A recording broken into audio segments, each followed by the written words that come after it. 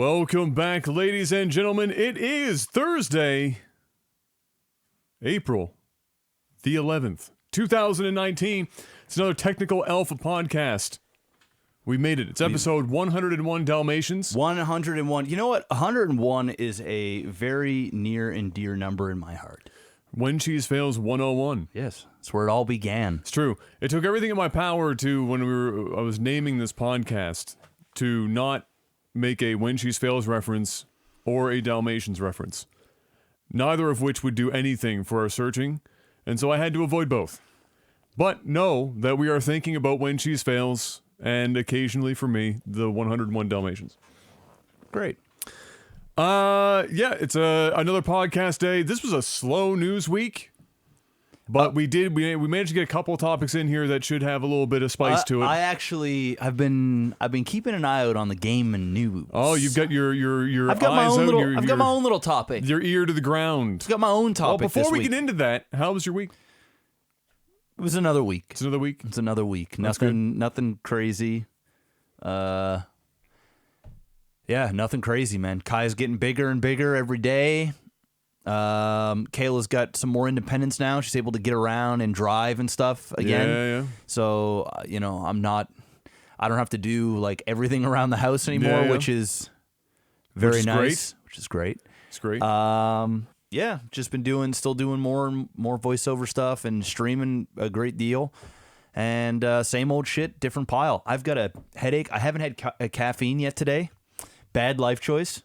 And I don't know if anybody else has coffee every day or an energy drink. And if you don't have coffee or energy drink, It's game over. you get a headache. Once you're on that train, It's hard to get off. There's no getting off that train. When you get off, you get headaches for days, but then afterwards you Yeah. feel like God. Yeah. But I'm not willing to get off that train, so No. I'm going to have some sort of caffeine. What is this? Is this Coke Zero? Vanilla. Vanilla. Oh, they started doing the vanilla version in Coke Zero. I love vanilla. Coke. You know what? When it first came out, I mean that was a long time ago now. Mm-hmm. It hit me like a truck. I was like, "This is the greatest thing I'd ever tasted." Yes. And then a year or two ago, when they started bringing them back out again, like summertime releases or whatever, and they were like slowly reintroducing it to the market here, because in other places it was available All the time. Yeah. And I had it, and I was like, this is good, but it's not what my mind had in terms of how good it was, because I remember like it was so good It was a that religious experience. whenever Mom was out of the house, she was on the way back, I would ask her to pick me up a fucking Coke Vanilla. Yes. Like that's how good it was. Yes. But I don't even. It's still that good for me. I Coke can Zero, vanilla. I'm a Coke Zero guy. And then I found out they had the vanilla. I said, hit me with it. I had it. Now you're in a different ball game, bro. Now you're in a totally different ball game. So yeah, not my thing. I can walk past it in the grocery store, and I don't even for a second go, man, I could go for a Coke, vanilla Coke. Doesn't do it. I'll drink it. I did experiment though. When what was this? 2 years ago now, I think. When they had it, and Brian and I were doing Shitty Games Done Slow. And we always drink a lot of alcohol because we're playing particularly bad video games. And I don't think it was last year, because last year last year was a lot of rye and gingers. We got on the rye. Sonic 06 had us on the rye. It was a bad game. Rum wasn't cutting it. We needed to get into a little dirtier. But I think it was the year before. Anyway, I got vanilla Coke to make rum and Coke with. And it was pretty fucking delicious. Good. Because the rum I have already is vanilla noted anyway. Oh, and so perfect it was just mix. like Match made in heaven. Cranked it up. Let's go. And I love me some vanilla. Me too. So it was delicious. It was delicious. My week was another week of whatever. Basically taxes. Both of us got yesterday. We got that out of the way. I've been running around playing catch up with some meetings, for doctors and stuff. I've got, I'm setting up. I'm being a big boy now, Jeff, as a self-employed individual without a partner that has a bunch of benefits, as like you're finding out now as well. Health insurance. I just got that. I'm literally in the talks right now. I've been shopping around. I got it yesterday. I went with Blue Cross. There you go. Yeah. And so I'm just I'm looking around to see.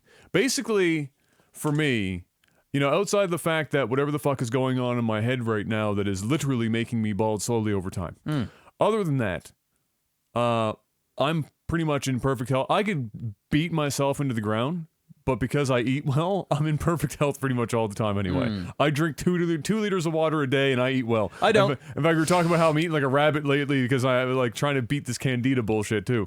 So, so health insurance for me was always a weird, like, I'm paying a fair chunk of change every month, you know, for what? It's basically for some catastrophic peace of mind. Shit. Peace of mind. Yes, exactly. See, for me, I had to because I have a son. Yes, now you really want to do it. You know, because he already needs medication for acid reflux, just like his papa.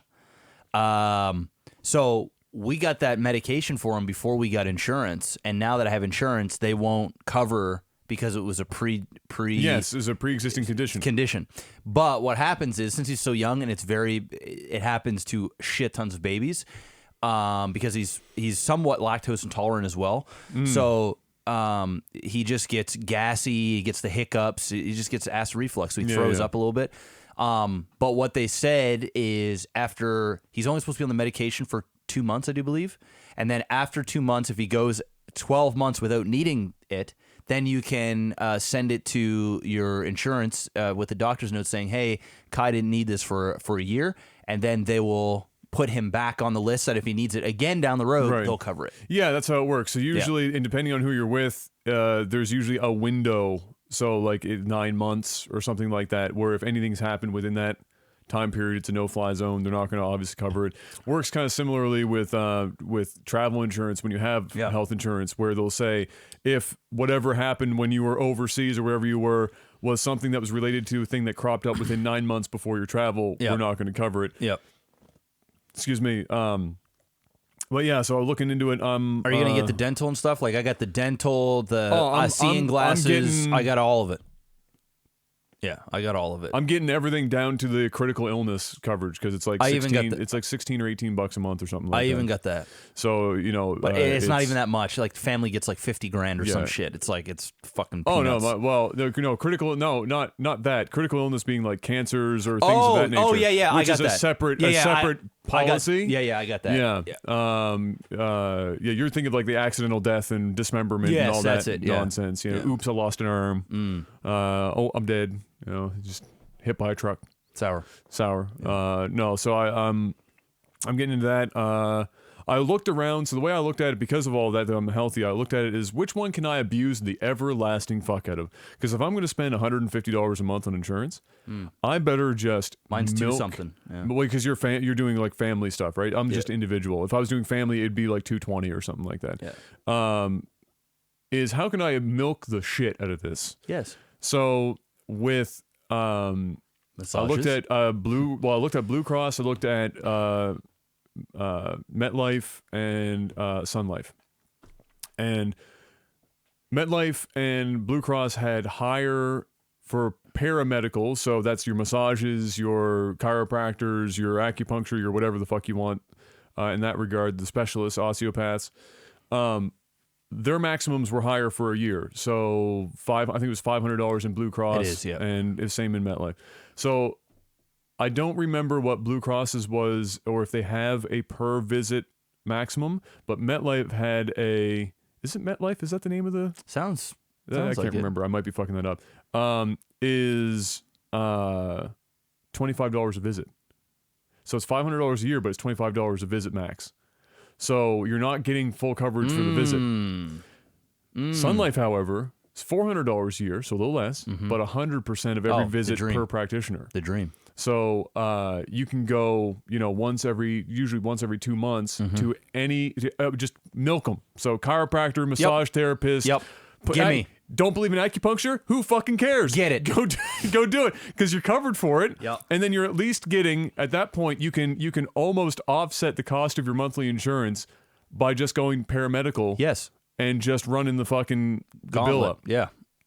That's the dream. And so that's why I'm leaning Sun Life is I can max that out. And then also they had a couple other cool things that I was interested in. That's where we're at right now, DLiveTV viewers. We're talking about health insurance. Health insurance. Like if the 22-year-old Jeff could just see the 32-year-old Jeff right now, I'd be telling the 32-year-old Jeff to shut the fuck up and get on with the gaming news. That's what I would say. Yeah, well, unfortunately, the gaming news might not be any more exciting. So, too bad. Other than that, that's pretty much. I've just been doing other, nonsensical kind of deals. On this week. On the bright. So 2 things before we get into the gaming news. Bright news! First off, we had almost 800 likes on the last video. We wanted, how much? 650? Yeah, it was 650, but we crossed into the 7s. Yes. So this podcast, I'm going with 700. Let's get 700. We're up at 50. We went from 650. Yeah. 700 likes. So still less than the video we had, though. So that's yes, good, though. Yes. So we're still going 700 likes, guys. Hit that like button if you're enjoying the podcast. It really does help. Also, on top of that, your prayers have been answered. We have officially rebooted the LiveTV 2 channel.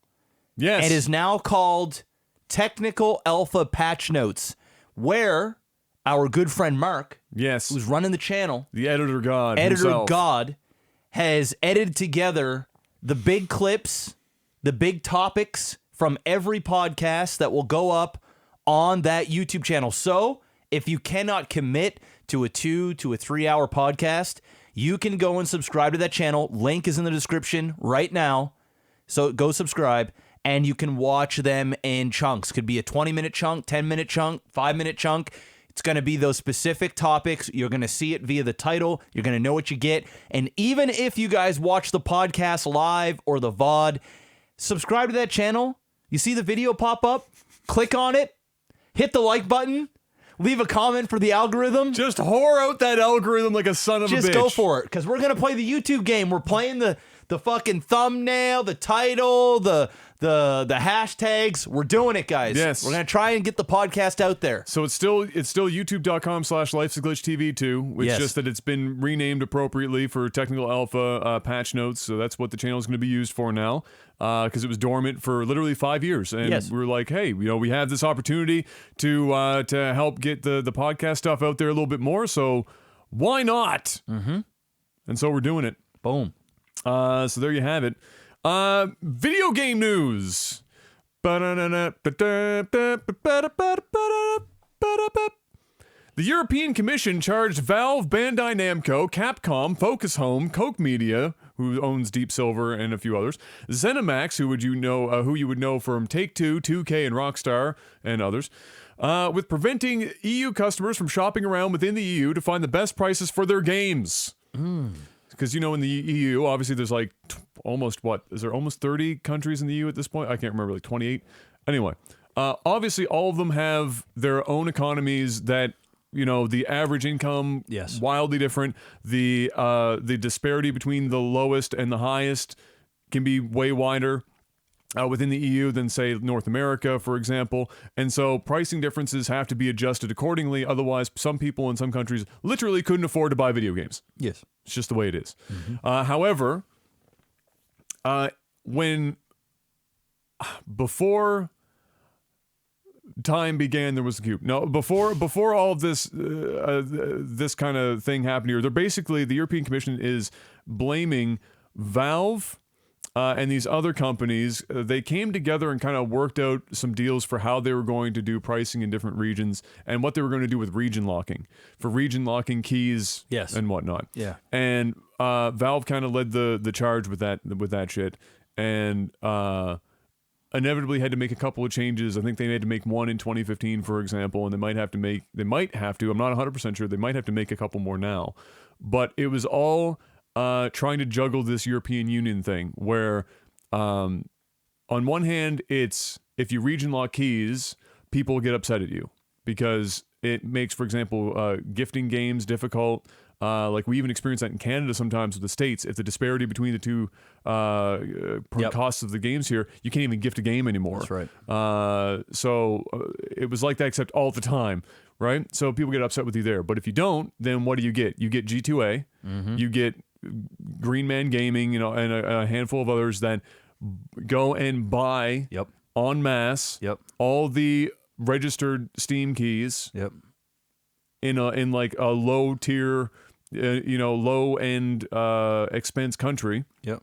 And then Resell 'em. go back to like Germany or Norway or somewhere where they're making a lot more money and the games are more expensive, and selling them on those markets for what those markets are commanding, which is sometimes like 2 and 3 times the cost, which is why they can also knock down the price so much. Undercut it a little bit to make sure they sell. Exactly. Yeah. So a tough juggle there, but the problem that the commission is seeing with this and how these companies specifically, especially since even Valve came out and said that they totally did work with these companies to try and come together to work the system a bit. Basically, it was like they didn't want to incriminate themselves, but they're at least admitting that they totally did a little something on the side here.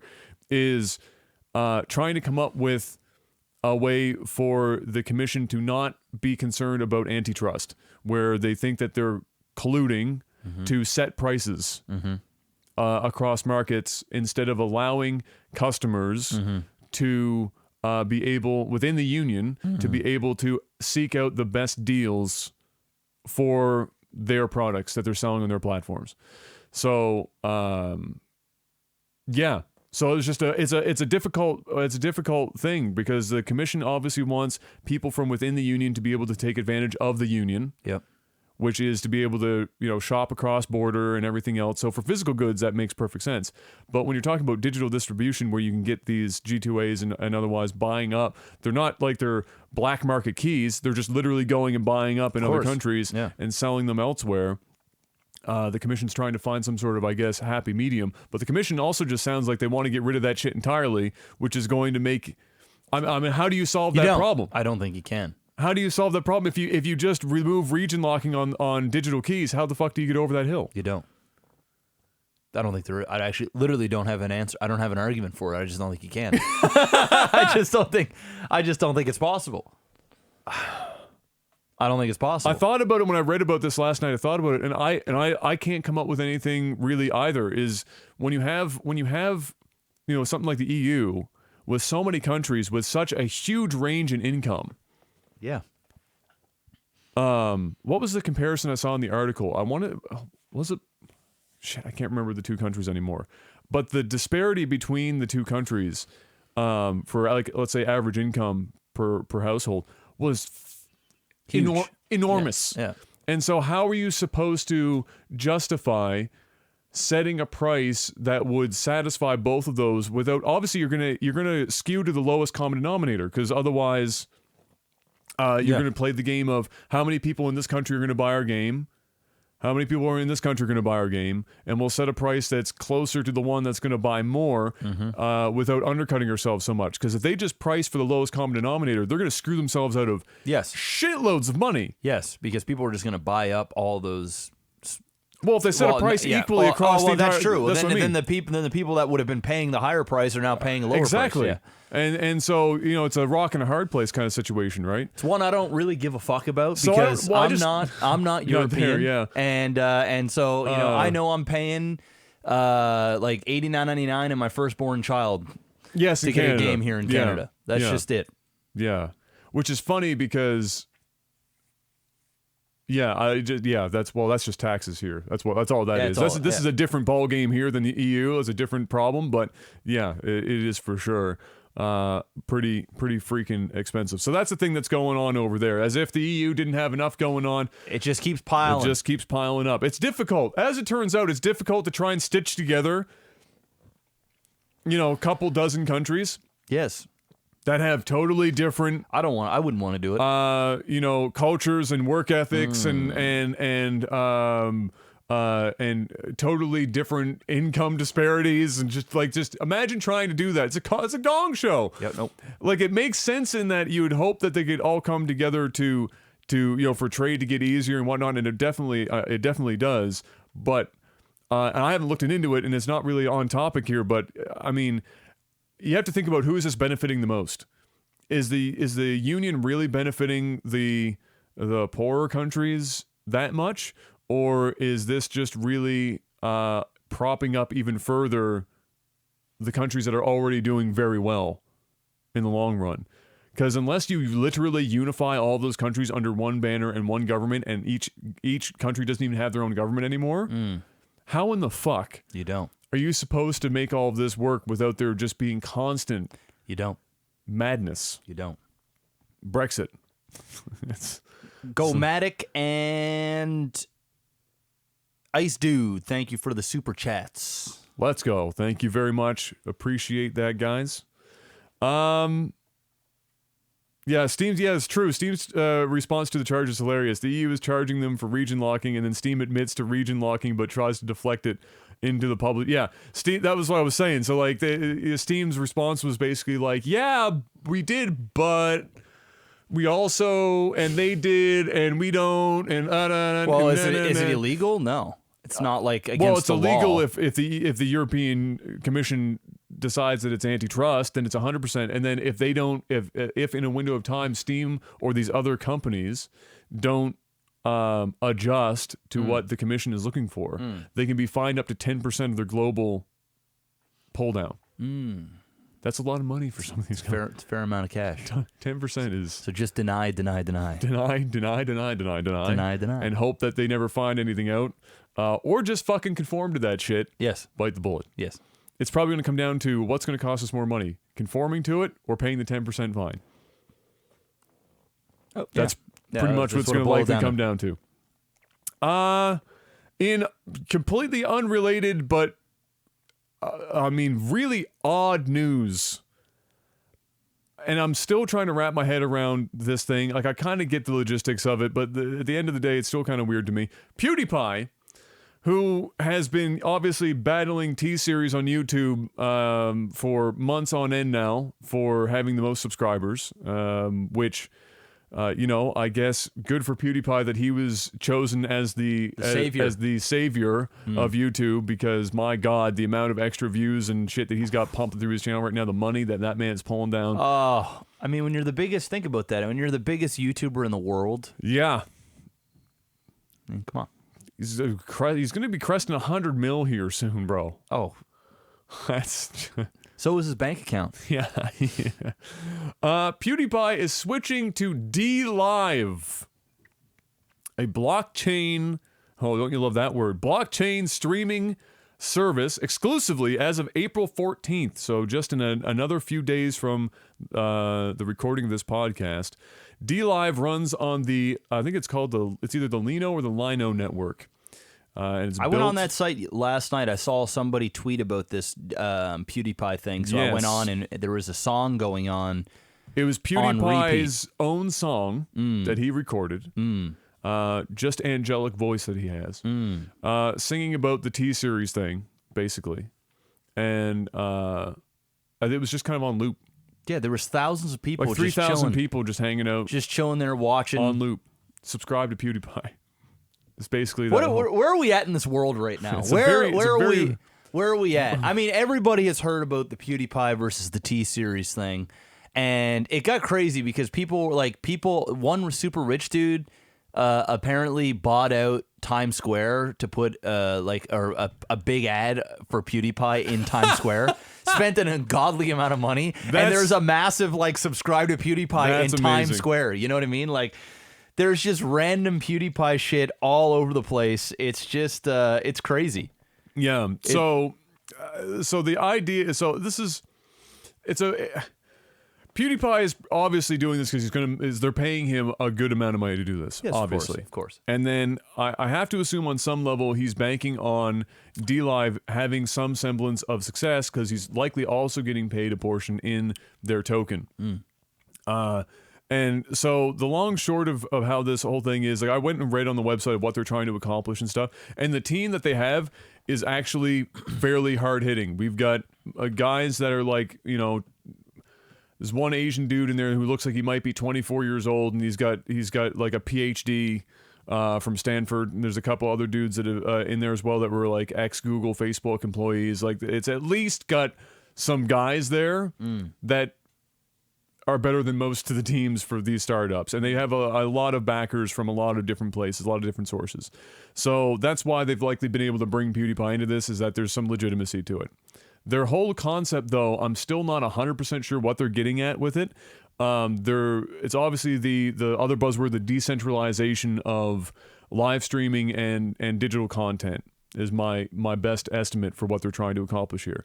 And they talk a lot about, for example, as far as benefits for advertisers, benefits for the creators, things like reducing or removing the threat of fake viewership and botted scenarios because everything has to be verified on the chain before going through, and so it makes it a lot more difficult for there to be those kind of scenarios, which for advertisers is useful because it means that they know actually how many unique eyeballs are getting on the end product. Same thing goes for the creators. They get a better idea, but they also can get paid more directly with little to no fee involved kind of deal. And then it also opens up other opportunities, since the streaming platform is built around it, to monetize it through that in different ways. So it's all kind of unified, anonymous if you want it to be, and then protects advertisers and the creators a bit due to the nature of how the blockchain works. So, yeah, I went to the website like you did last night. There was 3,000 people watching the PewDiePie thing. Other than that, there was just about, probably, if you added up everyone else on the site streaming and watching, probably about another 1,000 or so people. Streaming Probably and playing because of different PewDiePie, things. though. Well, right? more likely, and because part of the deal is here that PewDiePie is apparently going to give away, in total, $50,000 to a maximum of 100 content creators. You mean on DLive is going to give away $50,000? Yes, exactly. But PewDiePie is Under going to be his the name. one soliciting the $50,000. It's under Pewdie's name, basically. Yes, but it's obviously DLive going to be doing it. So they are doing that. So obviously there are people coming in to be on the platform, to be the chance of one of the 100 people that get a slice of the PewDiePie. Yeah! Pretty cool. I mean, hey.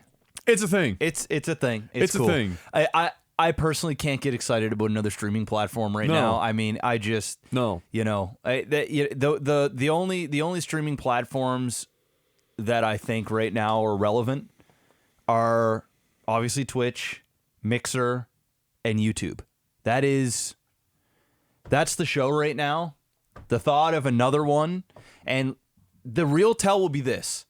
If this site will still be up and running and doing well when PewDiePie is done doing his pie giveaway and running his, and promoting this. Yes. And I'm going to go ahead and probably say it's not. I'm going to go ahead and probably say no. It's not going to pan. It's probably not. Very unlikely. Yeah. But I was there, and I will say this. The site runs well. Well, that's what I was saying before the podcast when we were talking about it. Is it's true. The site does run well. It's not necessarily ugly. I'm not the biggest fan of yellow as a color, but you do you. Yep. But the site looked looked good. It ran well. There was it functionally better than Twitch. I mean, I'm going to be honest with you. Not that that's a difficult fucking hurdle to cross. But they had everything that you would expect at a base level. The chat looked good as well. Yep. There was a lot going on in the chat. There's like a lot of GIFs and like the weird shit going on. Like they allow like. I imagine you'll probably be able to select if you don't want to see some of that stuff. That was kind of annoying, and it does look a little. The site looks a little amateur. Like it looks like it needs a better artist or some sort of look to the site. It's definitely the first pass. Yeah. Like from a usability perspective, it's pretty much there. Yeah. But from a visual, it could probably use some work. I mean, yellow on black is not the easiest on anyone's eyes. No. And so that, I mean, they've already gone with that color for their branding, so they're going to have to come up with some way of maybe before the site blows up. Yeah. Maybe rebrand. Yes. It's just a different color. Any color. Keep your ninja ass logo that you have. Yeah, we don't want mustard looking shit. It's weird. Like the logo is literally like a ninja, basically. In a square to look like a TV, and like the tie at the back ends up looking like antenna. Like that's the logo idea, right? And then you've got it's yellow or whatever, and it's pretty shit. Yeah. And then DLive as a name is also pretty shit and has nothing to do with the logo. So I like the branding there. Yeah. Spend some of your blockchain money I think rebranding that website. I think the site is just going to die when PewDiePie leaves and goes back to whatever the fuck he was doing before. But hey, but all the power to those. I think the team is like 3 or 4 guys. Hey, they're doing a great they job. Made a lot of seed money. They could potentially have a proof of concept and then go and work at Twitch or make Twitch better, or get just it to a point, sell it for a couple mil, and see ya. Peace. So good luck with that. PewDiePie taking more of the headlines because he didn't need didn't him take or anything. enough as it is. Sliding this one in real quick. Fortnite now has a revive van. Say that one more time. Fortnite now has a revive van. So instead of being brought in on a ship like an Apex, you literally get driven in a van. No. I guess keeping parity with features from other games in the genre, I guess, but you know who started that shit? Realm Royale.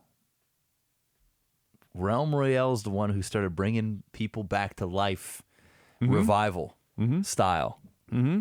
They're the ones. They are still the best battle royale concept out there. R.I.P. Realm Royale. It's definitely not the best battle royale concept out there. My favorite. My favorite. My favorite. It definitely had a lot of promise, though. My favorite. It was good because it was different, too. But where it is right now, bro. Not where it is right now. No. But if you went back in time, there was a slice of time there when it was hot, bro. That Realm could have been my favorite. Realm could have been a bit of a still is my favorite contender. Just nobody plays. Yeah. The PlayStation finally getting name changes. Ooh. They've entered the new era, Jeff. Oh, what are they calling it? They don't have a name for it. Oh. It's just you get to change your name on PlayStation now. Oh, I thought the PlayStation was changing their name. Oh, fuck no. Jeez, like, that'd be way bigger news. Oh no. I'd be way more excited about that. Well, not excited, but I'd be a little bit more boisterous. Intrigued? Yes. No, they haven't had name changes for their PSN thing. Yes, for the PSN until now. People have been begging for it for years. Hold on. You mean to tell me it's 2019 and you couldn't change your goddamn name? They're just getting there, Jeff. And now I don't want to turn this into a shit on PlayStation thing because I'm happy that they finally managed to catch up and do this shit. Why? But honestly, dude, the list of stuff that they have here is kind of like, in terms of what could go wrong or the things that you should be thinking about, it's kind of like when you're watching a commercial for medication during the commercial breaks for The Price is Right, and half the commercial is the side effects. It's kind of what we end up with here. So I'll read a little bit what I've got here. So PlayStation 4 is finally allowing name changes. The first name change is free. Ooh. Which is a good move. Anything after that, so you can change your name as many times as you want. $10. $5 if you're paying for their gold service. Okay. All right. You can revert back. So this is where it gets a little weird for me. You can revert back to old IDs at any time. You just contact customer service. Which means that they are not opening up old names for new users. So people can just chew up a shitload of names. Why not? And it's personally attached to them forever. Who cares? PlayStation's making money off every one of those names. Yeah, but they could make money off of them and still release the old names when the person changes names. It's just weird, because now you've got. But I think I kind of get why they're doing it, and it's because this is what happens a little bit when they change the names. So where did I pick up from? Yeah. Not all games are compatible with name changes. Okay. Not all games are compatible with name changes. Okay. It's only guaranteed to work if the game launched post April 1st of 2018. If the game came before that, then it may or may not work. It might work partially, but in other areas it might not work at all. Slow up the fun bus here. So name changes as in changing your PSN name. Oh, okay. That's what I thought. Yes. But you had to make the account before or after? No. The game has to have come in order for it to be the game to be compatible with your name change. Oh. Yes. Because if it's not, so you may lose progress in games, such as your save data, No. That's it. You lost me at the save You lost me at the save data point. leaderboard data, and trophies. Nope. Parts of your games may not function properly online or off. You may lose access to content, including paid-for content, that you may have required for your games, including content like add-ons and virtual currency. Ask your doctor about PS4 name changes today. So, the only saving grace here is that because they're not opening up the names for other people to take, that I think is why. So when they allow you to revert if you contact them, you can go back. It's if a game isn't functioning, you go back to your other name. You call them up and be like, hey Call 'em guys, up, I hey lost guys, my shit. I need to get back to my other name. And then 24 hours later when you're playing another game, hey guys, I need my other account name. All right, so here's We're reaching stupid territory. you know what? Sony, stop. Sony, just stop, okay? You know what? You haven't had name changes this long. Motherfucker, don't come out with name changes. If there's a potential you're going to lose all of your data, your saves, your potential leaderboard and trophies. Don't even implement it. You're not ready. You're not ready. No one asks for this anymore. Just, if you're going to do it right. Please, stop the madness. You've gone this far. Yeah. Just keep going, man. Like, no. No. How annoying would it be to go from Jigglypuff 287 to Nova War, and then you lose all of your shit? How did you know my old name, Jeff? just- Jigglypuff 87? I just did. Damn. And then you realize for half the games that you play, or even just the one game that you play, it's just like your luck. Yeah. The one game that you love to go back to. Broke as fuck. Your Morrowind save. Yep. Gone. Gone. Now you got to sit on phone, talk to somebody from India to try and get Jigglypuff 87 back, Yes. which will take 45 minutes to an hour and a half if the call doesn't drop out at least once. Yep. Or spend 3 or 4 days playing email tag. That too. No, I don't want to do it. I'm going to stick with Jigglypuff 87, thank you. Yes. XX Mumbanger XX 1999. Yes. No, just stop. What's next? This is stupid. Just stop, Sony. So it's a little, so points for at least partially getting there, but I think you might be losing more points with the downsides here. Going forward, so for the next PlayStation, when people get in, it's going to be fine. Good. Right? Because obviously people are not going to have games to go back to. Then why are you offering a name change now? We're right around the corner from the next PlayStation. The longer they wait, obviously, the worse it's going to get because the more games might break. So if they allow people to change names now. But don't allow them to change names, period. Just wait till the next system. Why would you implement this on the last life cycle of the PlayStation 4? You have to imagine that whatever reasoning for this, it has to be Money. really hard. Well, it has to be really hard for them to do this because there's no way that anyone, if they had an option to not have this laundry list of, oh shit, this is going to explode, nobody's going to want to put that out. Just the amount of manpower that you're going to need to employ just for the call center alone. Or just responding to emails, just anything. It's going to get backed up, bro. Just fucking wait until the next PlayStation, man. We're right there. It's going to get backed up, bro. Oh, my. Star Wars Jedi Fallen Order got teased. I saw that. This week with an image of a beat-up lightsaber. So edgy. Rustic. Rust artisanal lightsabers. Yeah, that's apparently being done by Respawn. Okay. Where they got the time to do that, Okay. I don't know. Okay. I'm okay with that. But I don't. If it's a Respawn Star Wars game, then you have to imagine it's a first-person shooter, right? Yes. But they still flexed on the lightsaber, though. Maybe it's first-person lightsaber battles. I don't think anyone does that well right now. To be honest with you, I think that looked jank as fuck. I think it would look dope in VR. I think it's jank. We've already got Beat Saber. We don't need anything else. We don't need to go further than that.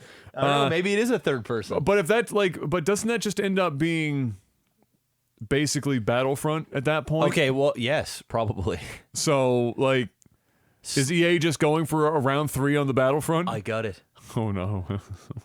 What? Star Wars Battle Royale. Oh god damn it. No, please. Don't do it. Star Wars Battle Royale. Do not. Shooting do with not do it. blasters and lightsaber duels. You don't want to fly an X-Wing. Not in the Battle Royale, I don't. Good, because I don't either. I'll fucking lose my goddamn mind. I'll fucking lose my mind. Star Wars would be dead to me. Please, please do not do something so stupid. I'm hoping that it is a mostly single player experience, but it's Respawn. You're getting multiplayer, bro. And if not, then this will be the biggest fucking curveball. But what I really need is for EA to no longer have the Star Wars license. I need Disney to just take that license out of their hands and give it to literally anyone else. I mean, we already talked about how they're rebooting the Lucas Games side of things.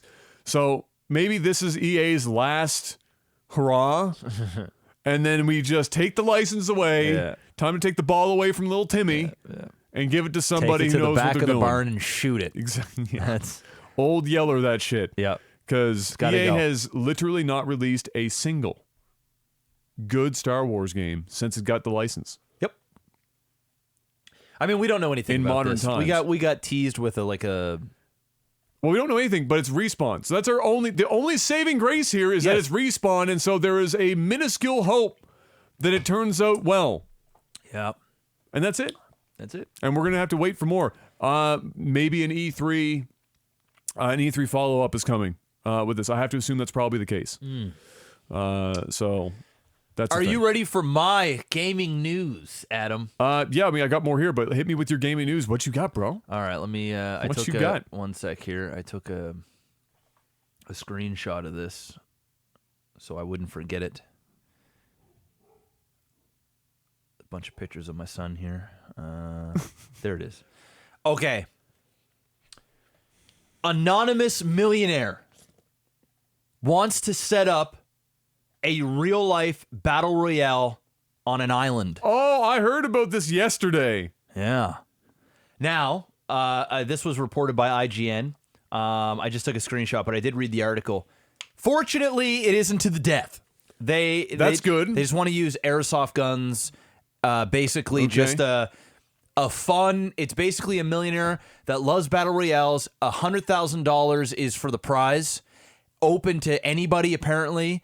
And he wants to set this up on an island and have people battle it out, battle royale style, for 100 G's for his entertainment.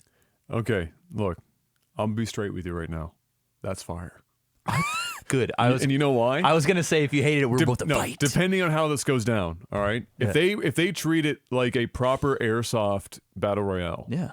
If you've ever watched airsoft shit on it's- YouTube, dude, it's intense, bro. There's a couple videos of a guy who was like ex-military. Yeah, bro. Who went in real and he'll deal. just by himself wipe an entire fucking team out because he knows what he's doing and watching it and just thinking about the chance that there might be like 5 of those motherfuckers. Oh, for 100 G's, bro? For 100 G's. The best of the best. You know they're going to be going for it. Put them out on an island somewhere. Set up cameras, bro. Dude, this is a TV show waiting to happen. I could see a reality TV show. Where's Bruckheimer? Straight up. The fuck is Jerry? Straight up. Dude, what is The Rock doing, man? Get rid of this Titan shit.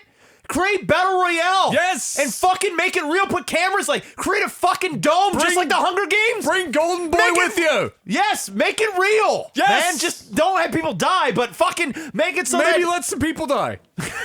let's fuck them up a little bit. Maybe. Just put bear traps I mean, around here. Survivor, they had to haul some people out of there, right? Exactly. They signed a form, Hey, a waiver. I think this is the only battle royale I ever want to see It's again. real life battle real royale. life shit. Fucking Hunger Games. Dude, think about that, man. Yes. I think that's fucking cool. And whoever this millionaire is, He needs to go ahead and set this shit up because I feel like there's profit here. If you do it right and you set it up right and there's the right amount of cameras, even just, can you imagine like the commentary? You get some fucking dudes that know their shit, like no combat, no fucking military style shit. You put a fucking GoPro on the head of every fucking person or whatever. You'd strap them with cameras. Yep. How fucking awesome would that be, bro? Fire! Fuck. And you could do it in many ways. You could have amateurs do it, or you could have the fucking G's, straight Navy SEAL dudes, like fucking old school fuckers. Yes. That's like seen some shit. Mix it Motherfuckers up. that killed a fucking Osama bin Laden. I'm in this bitch. Mix it up. Mix it up, bro. Crazy it. motherfuckers from all around the world But speaking how do they different make the languages and playing shit. field smaller and smaller? Lots of gasoline and fire. I don't know how you would do that. You could probably. Dude, you could build a fucking dome. No, he's a millionaire, not a billionaire. I'm talking about a TV show now. Okay, all right. I'm talking about like if getting funded. If this went Hollywood, all right. The Koch brothers are coming for it. You could literally create a big fucking dome, Yes. right? And then you could literally have light shine as the blue circle, and it comes in to bring people in. You know, This is 2019, not 3019. Yeah, okay. It still sounds cool, man. You know what they probably could do? Those they could preset like geotag circles on the island, and then everyone would just be wearing like a tracker that almost would operate similar to like an ankle bracelet. Yep. For when you're getting out of jail, you're on house arrest, right? The difference being that they would be fed like a sound when they're approaching, like a beep that gets faster and faster when they're approaching, and if they go outside, That's a good idea. that if for like let's say they're outside of it for any longer than 10 seconds, Yeah. or 5 seconds even, then they're done. It's Yeah. probably So what you would okay, so have to you're do. saying they could put like some sort of sensor in the middle, like say Well, at the very. they'd have to like for however in between What about distance this? wise. What about this? What if there's a sensor in the center of the arena and everybody gets dispersed on the outsides of the circle and they work their way in? As time goes on, you're wearing maybe a vibration wrist, or you have some sort of watch or some sort of device that tells you how close you are to the center. And the object is, after so long, you have to come in closer. So it'll tell you if you're outside of a certain range of this thing for so long, you're dead. Well, that's basically what I'm talking about. Okay. Yeah, that's basically what I'm talking about. Okay, yeah. Is that but the way to do that? I don't know. I wouldn't know exactly the logistics of it, but I'm pretty sure that you could just preset sensors in your, like, you just predetermine them. And if they did this multiple ways or multiple days, right? Yeah. They would just know where the circle was going or where the area was going ahead of time. So fire. Can you imagine if they got really crazy with it and they actually made it like a reality show, and they made it so that the shit went on for days, bro? Like not just like a 3-hour thing, but the shit, you had to camp, you had to fucking like you had to legit like not only survive, but then also kill your opponents. How fucking fire would that shit be, bro? It'd be I'd dope. watch the fuck out of that Yes! show. Somebody in Hollywood Yes! make this reality show, Well, I mean, man. think of it this way. You ever watch the show Man Tracker? Yes, that. The Give me original, not the fuckboy yes, they the original. replaced. Yeah, fuck the fuckboy. The original motherfucker. Yes. That Get him show on that show. Oh, I mean, Train him to use a gun and get him on there. make him the goddamn host, man, or the commentator or some shit. Get him. Hire this motherfucker. Make it like the in-between little hot takes on how to track people in the fucking woods in between fucking little shoots. You know, we're patenting this idea, bro. We need to write some scripts out. We need to submit this shit. This is our swan song. Yep. No, it's probably not. No, it's not. But not. it's a Somebody damn else's dope idea. swan song. But hey, that's cool. This millionaire wants to have a $100,000 prize. If by millionaire you mean he has $999,999,999.99. Yes. Just shy of a bill. Go ahead. Make it happen. That's what we need. Because a regular ass millionaire ain't gonna make this work. But Jerry, where you at, bro? The game was talking about 12 hours a day for 3 or 4 days. Dude, yes, please. Give me this shit. Just make him, at that point, just make him fucking camp and then record everything and then do a super cut for the episode like they did with Man Tracker. Yes. Why in the fuck are you could just talking about 12-hour, like, whatever? Dude, just give me a season of that. Just make one season on Netflix. Netflix. Make this shit happen. You don't have to make them hunt for animals and shit. Give them food. No, give them food, but make them camp out. Just make them camp if out. If you sleep, you might get fucking shot while you sleep. Exactly. You so might keep your eye wide open. Fucking banging rails of Adderall. Yeah. Pulling a 3-day binge. Fuck yeah, dude. Bender that shit. Give it, Red Bull can sponsor it. Give everybody fucking case of Red Bull on their way out so they have their energy, man. You can fucking sponsor the living shit out of this stuff. Dude, this is what I want now. I think this is where we're going. That's got to be it, bro. I think this is where we're going. Who wants Battle Royale games? Give me real life Battle Royale. Why hasn't this happened yet, man? It's such a popular thing. It's expensive. Yes. Really expensive. But think of the money, man. Every Battle Royale fan in the world would want to at least watch one episode, see what the shit's like. The waiver that you'd be signing for that would be... It'd be real. Thick. It's all right. Sign me up.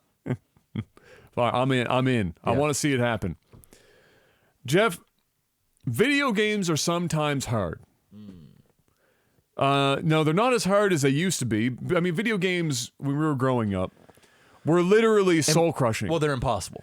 Even something as simple as Power Rangers side-scroll and beat 'em up. Yes. Kicking your pansy ass all over the place. Yeah. Game genies. Had to rely on game genies, just on game, cheat codes and stuff to give you a chance to get through. Yeah. Just have a hope. And even then, still getting your ass kicked. Yeah. Most of the time. Yeah. And now, every once in a while, mostly attributed to FromSoft and the Souls-like games are actually hard again. Once in a blue moon. Oh, I know where this is going. And there was a couple of articles that went up in the last week discussing whether or not, although they were arguing for, basically, a game like Sekiro needing an easy mode for people to just get in and be able to just kind of breeze through and enjoy the experience. And how they're doing like a disservice by to players for not having an easy mode or having any difficulties, just having one straight up difficulty. Because in Souls, there's no difficulty mode. It's you're in, and that's it. You're not choosing hard mode or easy mode or default. You're going in, and it's Dark Souls. So, what is your take on games needing an easy mode, or do you think it should be left to the developer as a choice to as part of the game experience to be that it is just it's just plain difficult? I have a pretty strong stance. I had this discussion. Is it a two-handed greatsword strong stance? I had a guy on my stream come talk about this. Really? Yeah, he said Sekiro needs to be easier. Okay. I want to be able to play it. Okay. Because it just annoys me. Okay. I'm paraphrasing, but that was pretty much what he said. Okay. I said no. Yeah. He said, well, why not? I said, because no. This was a complicated conversation. Complicated conversation. He said, what does it matter, Jeff, if there's an easy mode or an easier mode? Think about the amount of customers they're not acquiring because the game is too hard. So what does it hurt you as somebody that plays the game normally, but there's an option for us? Doesn't mean that you need to take that option, Jeff, but there's an option for us to play the game and enjoy it the way we want to play it because we paid for it. Yes. And we have that right. Yes. Or at least we should have that right. Sure. And I said, no. Now, the reason why I say no, Adam, and I think you probably will agree with me. It's a number of reasons. The biggest reason why I say no is because these types of games, we're talking Dark Souls, these Dark Souls, we'll just go with Dark Souls. The Souls-like games. Yes. That is their brand. That is their calling card. Yes, it is. That is what differentiated them. The fact that from there's a everybody genre else. called Souls-like now. Yes. That says everything you need to see. Yes, that's it. It should be stopped right there. Yeah. Yeah. If you want an easier game, go buy Mario. Sure. You want an easier game, go buy Zelda Breath of the Wild. Yeah. That'll hold your hand when you need it to. Absolutely. It'll be difficult when you want it to be difficult. Yep. But don't for a minute think and protest so that these developers can dumb down the game in any way, shape, or form. I don't want them. I want them harder. Because they're getting easier. They need to innovate and make this shit harder. They need to get more Souls-like. They don't need to lesser. I went to Porsche before I bought my AMG. Yes. And I said, I want a GT4. They said, okay. And you know me. I said, I want a deal. Of course. I want a fucking discount. When it's that expensive, you might want to get one no matter what. I said, I want a discount. He said, well, it's a 2-year wait. I was already kind of checked out then. He said, and it's $30,000 over MSRP. I'm already saying no. Okay. I said, that's a hard pass. I said, bro. what kind of deal can you give me for this? He said, Mr. Johnston, I'm sorry, but Porsche and these types of cars, we don't give deals because we're not a discount brand. We're a luxury brand. We're a luxury brand. That'll hurt the brand if we discount it. Exactly. Exactly. If you want to buy something a little more affordable, Honda's right down the street. Yep. We want our brand, and we want every customer to share the same experience that they get when they sit behind a beautifully crafted machinery. We don't want anybody else experiencing buying the car, driving the car in any different way, shape, or form. Plebeians. Straight up. You see where I'm going with this? Yes, of course. It's their brand. The Souls should be the same fucking thing. If you want a lesser experience, you don't play Souls. You got to rise up to the challenge. That's the whole point. The game is designed. Yes. Specifically, the games suck ass. Yeah. If they're not hard. Yeah.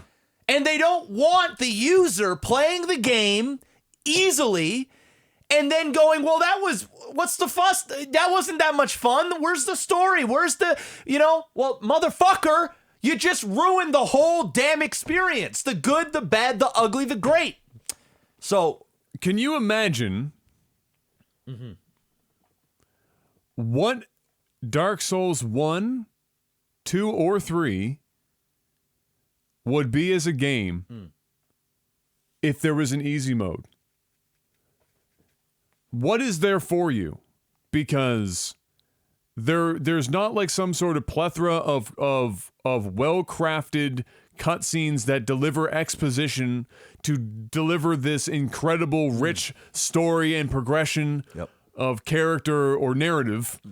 That doesn't exist in Dark Souls. You read a bunch of item descriptions and you put together a 487,000 piece white-only puzzle to try and put it all together to establish some semblance of world building and story. You don't get it handed to you. So if you're not in there and getting your ass kicked, that is the game. That's the game. That's the experience. So what are you doing at that point? How, like, and I know the answer to that would probably be, well, you can't tell me how I can and cannot enjoy a game. Maybe I wouldn't care if I got to breeze through it and I just read a bunch of item descriptions. Well, congratulations. But that's not, again, it all defaults back to, that's the brand of the Souls. It's brand of FromSoft. They make difficult video games. They're difficult but fair. And most of the time, anyway. And that's what people know they're getting into. It becomes a bragging right if you beat it. And it's an achievement. The achievement, the idea is it's difficult enough so that when you accomplish something in the game, that is your reward. That is your reward for it. Your reward isn't just getting to the end. It's not about the destination. It's the journey. Yes. Right? Yes. It's not, it's not necessarily that I beat Dark Souls. It's what did you have to do to beat it? To beat Dark Souls. Yeah. Did you break 3 controllers? Did you spend 17 hours at one boss? Yeah. Have you raged and said this is the worst game you've ever played in your entire life, but yet you kept playing it? Yeah. And then when you beat it, you felt like a fucking god? Yeah. Exactly. If you beat it, if you play it on easy mode, you're not getting any of those feelings. No, you're getting You're none of that. dumbing it down. You're dumbing the brand down. And I'm not saying that you shouldn't have. I'm not trying to take away the fun from anybody that wants to play the game for the sake of playing a game. But I'm sorry. That's just the way it is. And you would hear me rage something fierce on this podcast if a next Souls-like game comes out and when I click that start button, it says something like, "Are you a seasoned Souls player, or do you have experience with these games?" And then it says casual or lesser than or whatever they say, and plebeian. Thank you. Plebeian. Literally, if they do it, it better fucking say plebeian. Gutter trash. Yeah. No, I will fucking lose my goddamn. I will lose my mind, bro. So what? When you slice a boss, you do 3 times as much damage or twice as much damage. Well, that's the other thing is how do you make it easier? Because they're not going to change more enemy health, patterns. probably more health, less damage taken, more damage output is really all you can. More plebeian-like do, things. Right? That's all that is. Just more plebs. Maybe less unblockable moves that you have to rely on. The only other things thing for. less will there be sales, because I'm going to tell you Probably, right now, yeah. people would be fucking salty. Yeah. Salty. Look, just no. The answer is no. It's just not for you. It's bro. not for you, It's just man. not for you. It's fine. It's just not for you. Everything is not for you. And it's not always going to be catered to you. To you. Or to everybody. Yeah. There are plenty of things Yeah. that I just do not partake in because it's not for me. Porsche on, Roby in Halifax or wherever the hell they've stuck it now, is not for me. No. It's just not for me. The Honda dealership down the road that he talked about, that's for me. That's for you. There's nothing wrong with that. And there's nothing wrong with that. Yes. I ain't going to go to Porsche and go, hey. Give me that $30,000 over MSRP GT4, please. Okay. No, not that. It's give me that for $55,000. No. No, actually. No. That'll be 80. Yeah, that'll be minimum. Yeah. 80. We strip out everything but one seat. Yeah. Give want you a discount? Yeah. Go up the road. Knock on Honda's door. And ask John for a discount. Are you a student? Yeah? Oh, well then you get an extra 1% off. Congratulations. Do I go into a sports car dealership and complain that my tall fucking ass can't get into a car? I hope not. No. Because you look like a douche. That's fucking dumb. Yes. I don't go into a car dealership and go, why don't you make the tracks on the seat roll back further? Why don't you make the telescopic wheel like an extra 4 feet for us fucking weird giants? Hey, asshole. clothing store. Hey, clothing store. Why in the fuck can't I get my jean size? Yeah.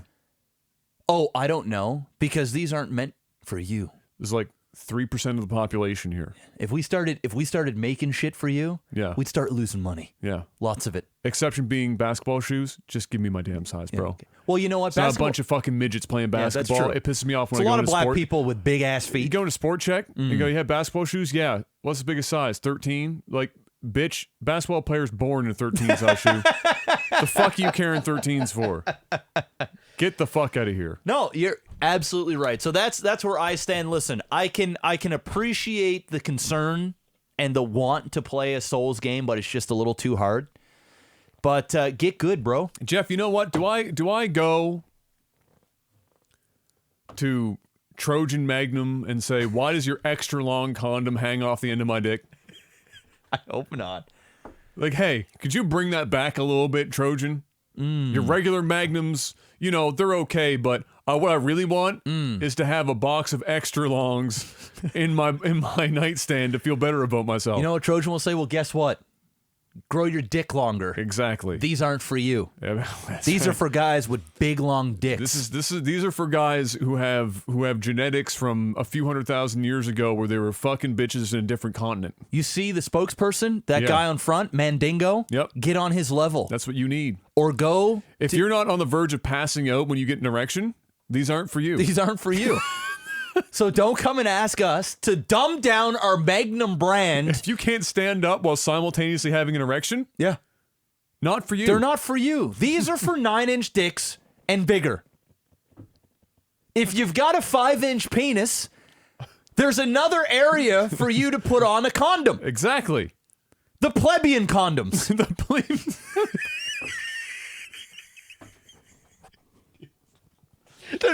They're not for you. Trojan plebeian brand. Plebeian brands.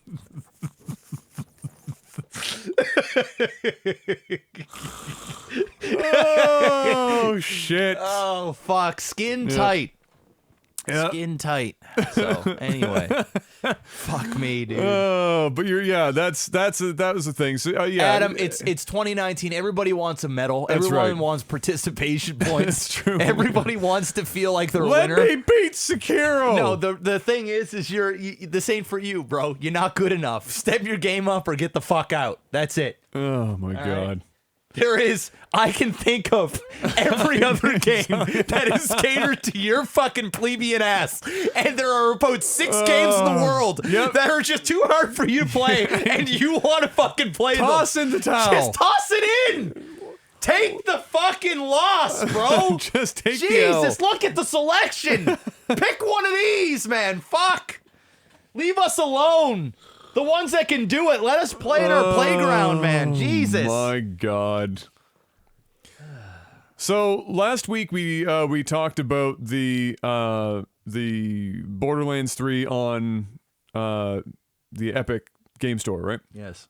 And the whole thing that came around that. And shout outs to those who were commenting on the Life Glitch TV 2 channel when we put up the clips. We got some real good ones in there. I'm going to give a special shout out. Oh my God. Special shout out. There we go. To the one user who wanted to say that we didn't understand macroeconomics and then proceeded to describe microeconomics in his comment. So Thank you. thank you. Thank you so much. Randy Pitchford, who is the big dog, head of Gearbox Studio. And if you don't know who that is, Gearbox Studio is the developer for Borderlands. Tweeted about the review bombing. So the review bombing is happening. I think we talked even briefly about that last week as well. Mentioned that. Yep. So he came up and talked about it because all of the Borderlands games get nailed. Borderlands 1, 2, pre-sequel, just getting smashed. Yep. Okay. So Randy goes on Twitter and says, and this is a quote here.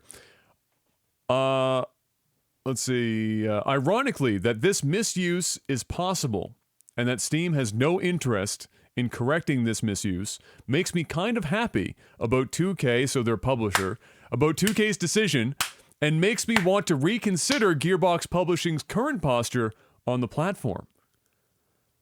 It's fucking shade being thrown right now, bro. Dude, how fucking truthful is that, though? There's some truth bombs in that for sure. And it's so obvious It is. that what people are doing. But here's the kicker. Steam is now the enemy, right? In Steam's eyes, they're Epic's competition. Yeah. So let them fucking bomb the reviews. Let them happen. And maybe, just maybe, Borderlands will lick their wounds and come back over to Steam to get rid of the heat, and because it's affecting everything they do, and so Steam's just going to let it go. So if you don't know why they're getting review bombed, the long short of it is Borderlands 3 is an Epic Game Store exclusive title for 6 months. Yep. That is literally it. That is the only reason. There is no fancier reason behind it. It got review bombed, and not in no small order, because after Randy posted that, it seems as though somebody at Steam was listening to old Pitchford on his Twitter account, because it seems actually somebody caught their attention, because for the first time ever, Steam is discounting reviews, and doing so with Borderlands 2 is the first one to ever have this done. Steam. They have a new policy that just came up. They feeling heat. The new policy just came up. So, Steam implemented a tool recently that flags off-topic, or what they call off-topic reviews activity within a certain data range. The reviews are still in the system, so you can still read them and see them, but they don't count towards the aggregate score. This also got eventually, after Borderlands 2, applied to Borderlands and the pre-sequel as well. But this gives you an idea how wild this is. So just Borderlands 2 alone, they had to discount 4,000 reviews. Dude, people don't even fucking do reviews. No. Let alone when they're angry. You remember how many people, like one in how many people will go to the way to write a review? Yes. Yes. And then 4,000 of them. As soon as this epic shit gets announced, 4,000 people go over to slander the game that they love, right? Remember this. This is the game that people are fighting over because it's not going on Steam, because they want to buy it on Steam and they want to play the game on Steam. They're going out of their way now because they can't get what they want, the entitlement. They're going to go and they're just going to slander the name in every release that Borderlands has had in existence on Steam to try and what? To accomplish what is the question. What does it even do? To do what? So you know what you've done now? Nothing. You've created more headlines for Borderlands. Yep. You've made Steam officially change how they do business when it comes to reviews. And they're gonna end up now being mad at Steam. Yep. 100%. So now Steam is the bad guy in this situation. And you know what these same people were going to say down the road when a shitty game comes out, or say when No Man's Sky comes out and there's a huge debacle and No Man's Sky makes an argument to Steam that's saying, oh, something happened, an employee did something or something that was out of our control and people got mad. Time to go and review them. And now the reviews to a game are going up when they really should have been down. And there's always going to be this fight of, well, which reviews are real? What's the real score? What is Steam doing for their games now? What is going on? Who's paying Steam for what? Is this now? Oh, you want to go on an Epic launcher? Oh, well, now is Steam going to let the ratings of this game go down? Or since it's been released on Steam and they didn't go to Epic, are they going to let the good ratings stay up? And are they going to get rid of some of the negative ones to go against this? There's going to be this huge fucking argument now, all because some fucking cucklords thought that it was a good idea to go and cause this. It's like, do they think that it was going to reduce the sales for Borderlands 3? No. Did they think it was going to reduce the sales for Borderlands 1, 2, or pre-sequel? No. They did it because they're hateful, they're spiteful, and they're salty. And other platforms of complaints just wasn't enough. Like social media sphere isn't big enough, so we got to take it to Steam. So here's what's gonna. This is the kind of funny circle here is. So one of the complaints people had about the Epic Game Store is that they give the developer or the publisher the option to disable user reviews, to allow them or disallow them. So it basically essentially it's not Epic necessarily. It's just kind of like on YouTube. When if we put up this video, we could decide to turn off the dislike button. Yep. Comments. We could turn off comments. It's up to us. Yep. So it's not YouTube doing it. It's just up to us. Yep. And it usually ends up looking bad for the channel because it usually means that you're trying to avoid harsh criticism or something of that nature, right? So with the Epic Store, very similar. They're giving the publishers or the developers the option to turn them off. And there was a big, it was one of the big issues was people were saying that, like, oh, well, how are we going to be able, there's no useful, we can't see reviews and shit. We can't do that now. We can't review bomb. We can't speak our minds. We can't even just do regular reviews so that people have like a useful metric for user reviews, as if there's literally no other place on earth that you could possibly find user reviews for a video game, like Metacritic, YouTube reviews, or anywhere, literally fucking anywhere, live streams, like a fucking plethora of locations. Anyway, so for developers and publishers, that's positive because obviously it allows them to control whether or not something like this happens. Yep. And it's in their control. But now Steam is implementing stuff where user reviews and stuff are there, but now they're playing the algorithm game. They're not going towards the final score. Of where it's not going towards the final score, and so it's technically there, but it's not changing the score any. And so it's basically Steam is slowly approaching what Epic is doing. Yep. But taking a way more convoluted, way more complicated, and to what end, really? To what end? Do I like reading user reviews? Yes, I do. Does a game get review bombed on Metacritic and other places as well? Yes, absolutely, it can happen. But at the end of the day, if all that's going to happen anytime in this era of whatever the fuck is going on in gaming, whenever a company does something, and sometimes it's not even the developer. No. So the developer's getting fucked on. The publisher made the decision. The developer's getting fucked on. If that's what's going to happen, and not just, honest fucking reviews, maybe you liked it or didn't like it, then why even fucking have the shit? Exactly. It's kind of like on Amazon where people are trying to figure out what reviews are real, what reviews are paid for. Like, there's a point in time where user reviews actually become more detrimental than anything else. It's like a constant battle of what the fuck is real and not. And so there has to be better avenues. And Steam is going to spend a lot of time and money and energy. They're going to still end up looking like the bad guy. And for Epic just said, look, we're going to we can make it available, but it's up to the publisher or the developer whether or not they want to ride that fucking train. I think that's totally fine. I think it makes perfectly good sense. If they want to or not. I mean, especially in the times that we're in now, why not? If they want to just release their game and that's the show, then go ahead and do it. And if people don't like the fact that they can't read a review on that specific platform, they can go and read a review on another platform, and that's really it. I mean, it's really quite that simple. I mean, it is what it is. I go on Rotten Tomatoes all the time. Yeah. And it's the same thing over there. You've got the critic reviews, and then you've got the public reviews. Yes. If, for example, say, I'm just throwing a random name out there. Say Will Smith cheated on his wife. Yeah. Fucked, I don't know, Halle Berry. Okay. And the world was mad at Will Smith. They're like, you motherfucker, how could you do that? And Will Smith has a movie that just came out. Well, there'll be a lot of angry fans that could go over to Rotten Tomatoes. Tank the score. And just tank the score. And just fucking tank it. Not because the movie's bad. Or in this case, not because the game's bad.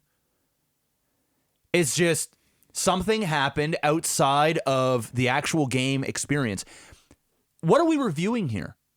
Are you reviewing your experience a year, 6 months before a game comes out because of where you can buy or not buy a game? Are you reviewing an employee experience that somebody wrote on Reddit and that you were pissed off about? Or on Steam, are you actually going to write a fucking review about the goddamn game? Yeah. Have you bought the game? Have you played the game? What are your thoughts of the game? Because the reality is a lot of people don't care. Borderlands 2 is not on the Epic Game Store. No. So why are you bombing Borderlands 2 for what Borderlands 3 is doing for your inconvenience?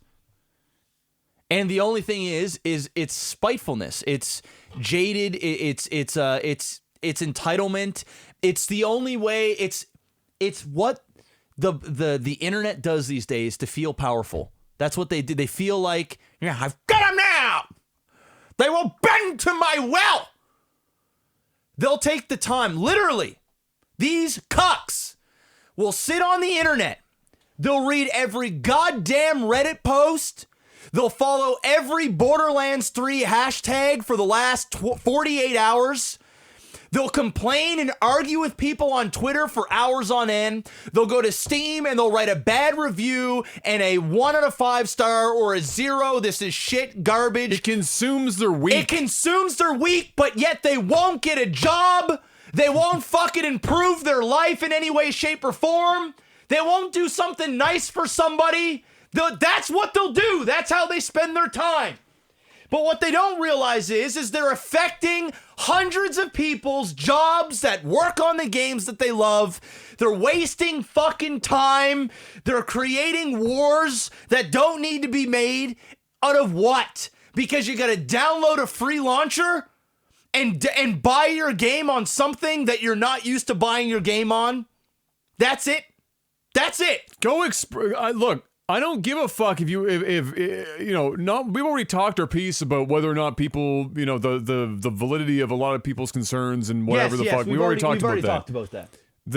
And if you want more, again, the clips, I've been writing responses to people who have had questions or whatever to elaborate. I've written a couple of, at least one novel there, so you get lots of material for that. But for me, it's just, there are so many places that you can express your disdain for that happening. Yes. That has nothing to do with like Borderlands 1, 2, and the pre-sequel. Totally different fucking shit. Not on the platform you're complaining about. Again, developer, publisher. Yes. Different. Yes. It's like if Halo decided to go to Sony. They're like, hey, we're going to launch on PlayStation exclusive. And then they go to every Halo game known to man and bomb everything there is in existence. That's what it is. That's what they're doing. And I guess it becomes a bit of a hypocritical of me to say this, but like what, but you know what? Why? Why? Why? Just why? Just you can like, be listen, because to leave it open, right? Yes. To leave it open. I guess the argument is people are going to come up with there are only so many channels in which people feel like they can make a direct impact on a company that spurs them to make a change that they are hoping for them to change. So just whining about it on Twitter or Facebook or Instagram or fucking wherever the shit else that you want to complain and bitch about, YouTube comments, wherever. Yeah. Because they bomb videos too, where they'll just downvote something, a trailer or some shit into a yeah. They feel like the only way to do it is through those channels. And then when ultimately and truly, the only, in most cases, not all cases, but in most cases, in my opinion, the only thing that is ever going to really spark it is you talk about it on social media. Yep. You don't review bomb and do this other fucking fruity shit, and then you just don't buy the goddamn game. Ever. I'm with you on that. Ever. The problem is, and we've talked about this before, is that while there are some people who will actually stand by their word and not buy the game, it's a small percentage. It's a small way too small percentage of the people who are doing the review bombing and all this other shit. Yep. They'll do all of that and then they still buy the fucking game. Of course. And so at the end of the day, like what have you accomplished? You've accomplished absolutely nothing. Yep. I think you nailed it. I think that's literally conversation ended, because if you don't like it, go on Twitter, do your little tweet. You know, retweet other people that aren't that don't like it. You can voice your opinion. We're not saying you can't be mad. We're not saying you can't, you know, go and make a Reddit post or go on Twitter and go on your Facebook and write your disdain for what's going on. But to go and write and bomb reviews of past games because you're angry about something, and if you think that's the way to get it done, that's not the way to get it done. It's not. That's just bullying. That's a form of bullying. It's like if you've got Adam. It's like if say you live in an apartment building. Yes. And you're on the bottom floor. Yes. You've got a new young couple above you. And they're really into salsa dancing. They're fucking like rabbits. They put on Michael LaFlatley, Lord of the Dance. That's it. They're fucking hard. And we're talking, they're fucking like 16 hours a day. And you work from home. And you just, all you hear is just, ah! Ah! And he's got a Magnum.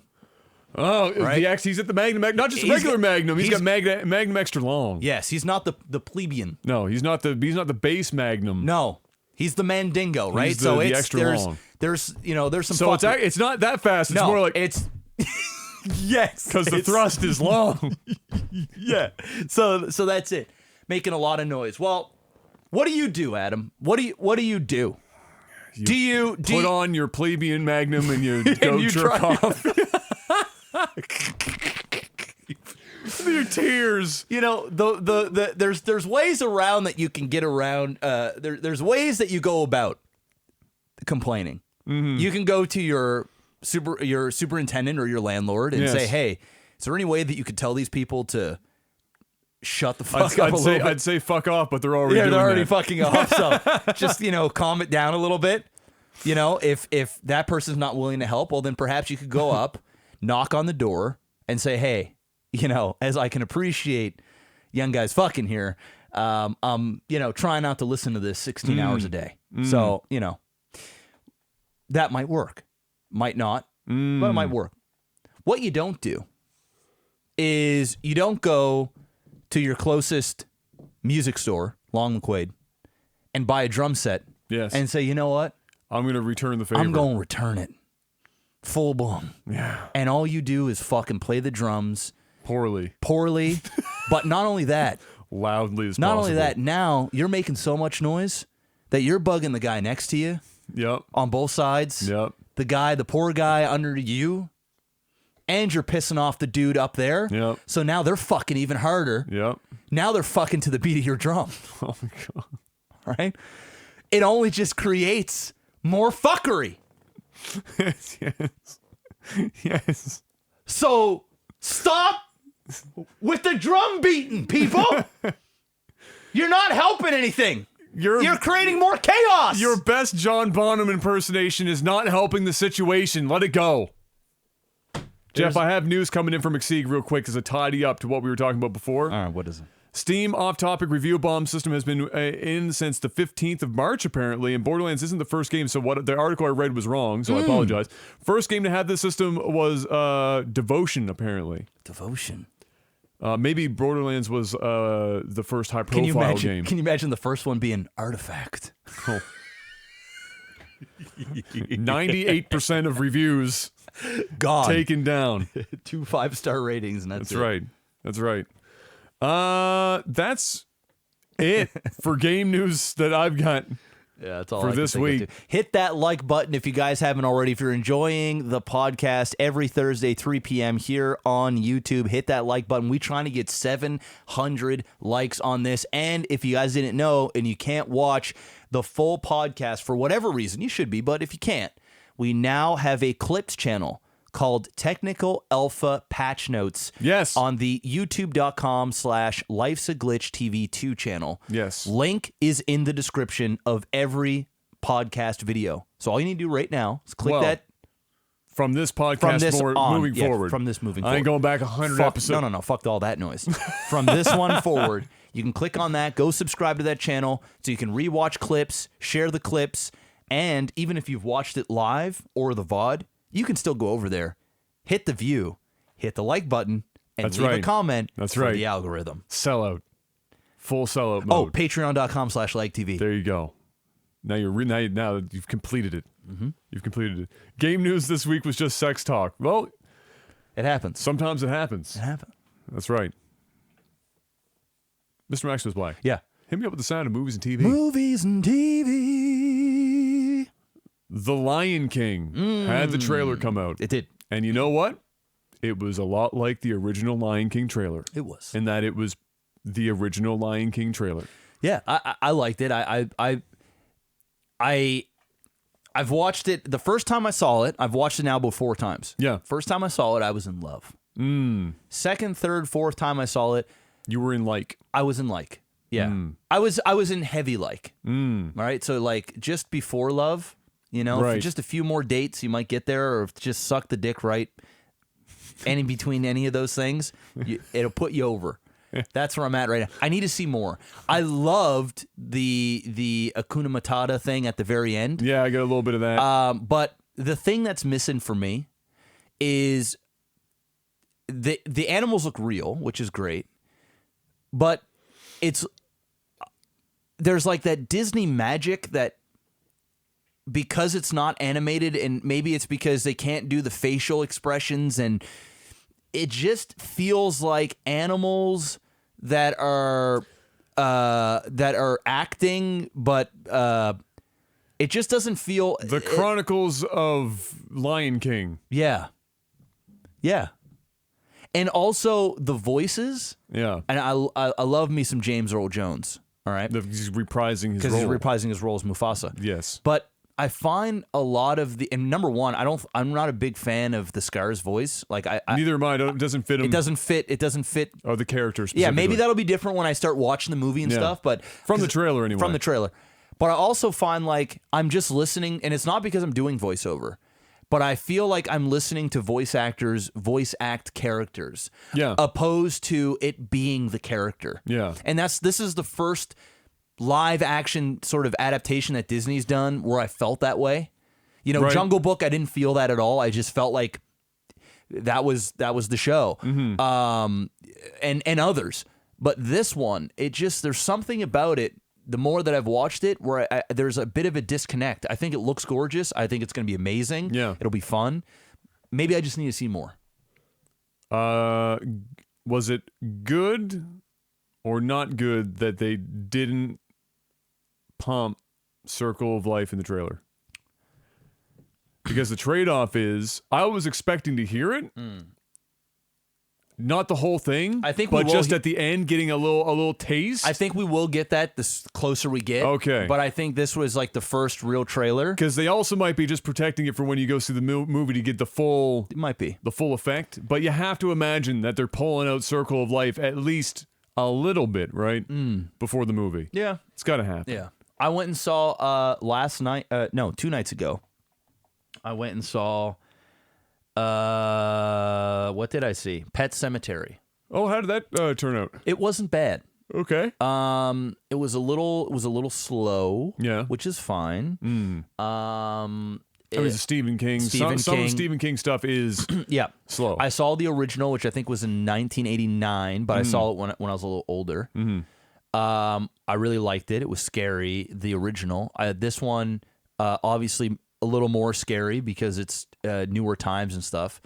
But, and there were some twists and turns that this one had that the original didn't have. Yes. But overall, it was 6.8 out of 10. I can't even get it to a full 7. But it's not a bad movie. It was a fine couple hours in the movie theater, but there was nothing about it that was like life-changing. Some really good actors and actresses in it. But other than that, I feel like we're in 2019 and how good horror movies are these days. And I do believe one of the directors of Game of Thrones, or he did a few episodes of Game of Thrones, was the guy who directed this. And it was fine, but it just didn't scare me. Yeah. It just didn't scare me. Didn't quite get there. Didn't quite get there. Yeah. But yeah, I wouldn't run out to go and see it in theater, but definitely a good Netflix and chill movie for sure. A lot of anthology and like a lot of like story building, which is cool if you're like into that slow getting into it. But then when it gets there, it just kind of runs out of juice. Like you have a good time getting there, and then when you're there, it's got like another 30-40 minutes of almost like, you know, we've got the climax almost before the end of the movie, and then the rest of it was it was like coming, but it wasn't like a good come. I was gonna say, are you gonna somehow find a way to work some sex Why into not? this? I may Just as the well. whole podcast, just sex. We busted a nut. Yeah. But it was one of those nuts that was like, I busted a nut. A utility nut. That's it. It's the best way to put it. We got a super chat. We did. I don't know. I can't see the name here. Borgoris. He said, "Hey guys, really love the podcast. Looking forward to you guys breaking down each Game of Thrones episode each week. We're going to be doing that. And what I wanted to do this episode, all right, for the Game of Thrones talk. Are we making predictions? Yes. Well, that was the next thing on my list anyway, was Game of Thrones this Sunday, so. Okay. So Game of Thrones is this Sunday. Yeah. All right. Actually, you know what? Let's do that last. Okay. Let's do that last, and I just got a couple other quick things to do. Okay. That makes because I think the more Game of sense. Thrones one might be meaty. Yeah, so we'll make that last. It'll be a good clip. 30th anniversary Dragon Ball Z. Yes. Oh yeah. 6,000 unit limited edition Blu-ray set that they're putting together. That they're trying to do pre-sales for to try and get it. The fact that it isn't sold out immediately tells you already that there might be some problems with it. The long short of this is that, like a lot of other anime and a lot of other remasters in animated shows and movies and stuff as of late, is that a lot of them are being cheaped out on, and the process that they're using to either A, crop in on a 4:3 original thing to stretch it to 16:9, and then the processes that they're using to sharpen and denoise the film ends up making everything look like dog shit. And Dragon Ball Z is getting hit pretty hard by the dog shit right now, and Funimation is not admitting anything at all about them making some poor decisions. So they're still keeping it 4:3, but the original. If you see the original cells that they're operating with, they're obviously like a rounded corner, like an actual animation cell has a rounded corner. It's not a perfect square, so it's not set to 4:3 by default. You have to crop in on the original, so you're always going to lose some of what the artist drew in the original animation, and it's just a matter of how much can you retain in each frame, but still get rid of it to make it 4:3. And they are in a number of scenes in the show hyper aggressive cropping the fuck out of some of these. Like, you're losing like almost a third of the friggin' cell to this crop, and it's still 4:3. So their cropping is hyper aggressive, and then they're denoising it to the point where there's no film grain, zero film grain. It looks like somebody took a paint bucket in Microsoft Paint and just filled in every cell on the screen. That's hard on the eyes. It was really bad, and they're denoising, and they're and shit that they're doing is also fucking with the line work. So instead of like really nice black lines, especially like on inside, not just edges, but inside work on like their pants and whatever, their gis, the black is being diffused to a point where it's like grayish, transparent and shit, because it's just the nature of how they're processing the video, which means stuff on like the ground, clouds don't even really look like clouds anymore. They look like they were cut out with construction scissors in construction paper. It looks fucking bad, and they want like a lot of money for this set, and it's a super limited run for the 30th anniversary. It's got a nice box though. The box is great, dope. but bro, it looks fucking terrible. All they had to do, essentially, because who's buying this? It's not the guys who bought the orange box set years ago. It's not the guys who bought any of the other Blu-ray releases that have come up that have also had some pretty shitty quality to it. Those are just people who just want to watch Dragon Ball Z, and they don't really care what it looks like. But once your 30th anniversary, you're limiting it to 6,000 sets. Who is fucking buying this thing? The most hardcore Dragon Ball Z fans, right? The most hardcore. Yeah. Those people are going to want, if possible, as close to the original fucking animation as humanly fucking possible. Yep. That's what they want. Yep. They don't want a processed to shit, overcropped thing that you'd send out to the masses to buy for $30 at HMV. They want to keep the film grain, to keep the colors. Oh my god, dude, they fucked the colors up in some scenes. I saw it so bad. Suicidal Zerg came in, bro, and for did he go nuts? And for 3 days, he's pretty livid about it. Yeah. He went fucking ham, bro. He made me livid about watch it. like a 17-minute video of a dude just tearing the shit up. He went into fine detail, and it does look like a pile of steaming ass. Looks fucking terrible. Yeah. So they're fucking that up. So that's the thing. Great.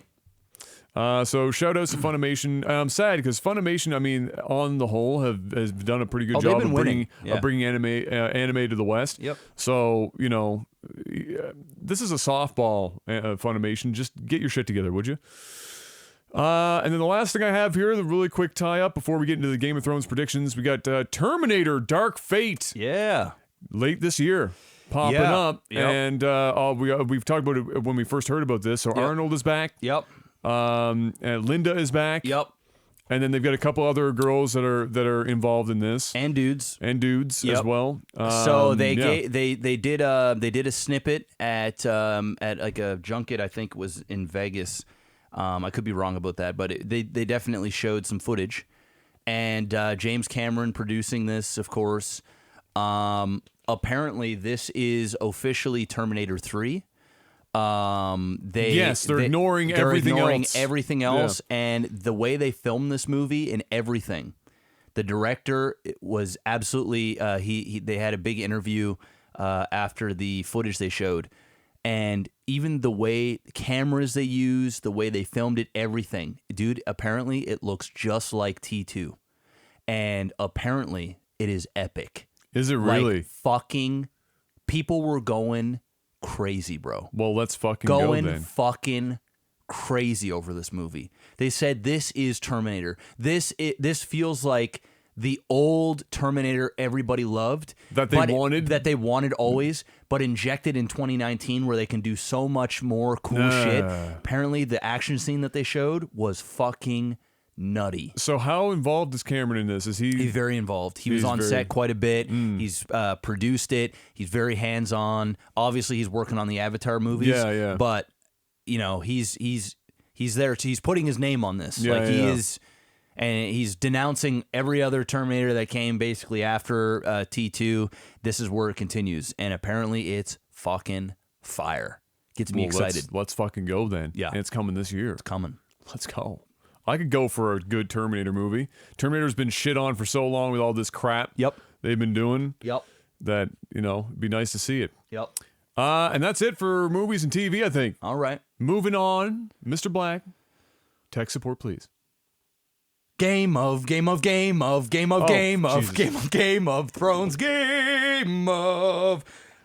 predicting You're right. Game of Thrones. Yes, I forgot we still have to do that. My bad.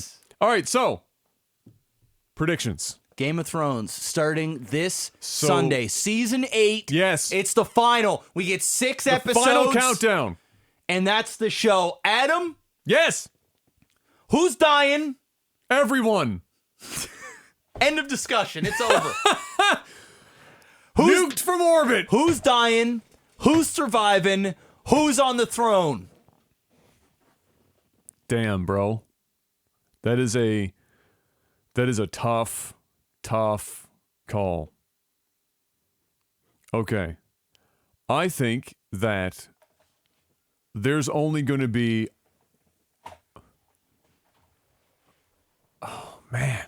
There's so many different scenarios of how I could see the show ending. Right? Give us how you... Okay, so there's the really mainstream version, right, where everyone except for Jon and Daenerys are dead, and either one or both of them take the throne. Because maybe plot twist, maybe the throne is taken by more than one person. Maybe there's a king-queen combo going on there that people are always thinking about. Is there just going to be a queen or just going to be a king? And who's going to be? Well, maybe it's a fucking combo. I think it's probably going to be a combo. So, but how do you, Adam? Yeah. How do you see Game of Thrones? Out of the main characters, who's dying? Who's surviving? And who's gonna be on the Iron Throne at the end? If you even think the Iron Throne will exist. All right, let me throw it out to you.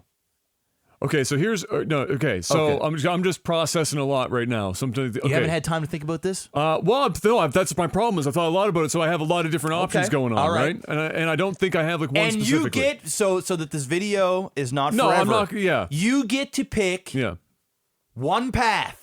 Sure. You get to pick if you had to guess. I'm just gonna give a little bit of an idea of like where my brain is going with this for what I do have as options. Okay. So the show is called Game of Thrones, but the series is called The Song of Ice and Fire, which is represented by Jon and Daenerys at this point, which was my prediction. I'm not gonna humble brag, a very long time ago. Okay. Mm-hmm. That prediction don't mean shit now. We want to know what you predict for season 8. For season 8.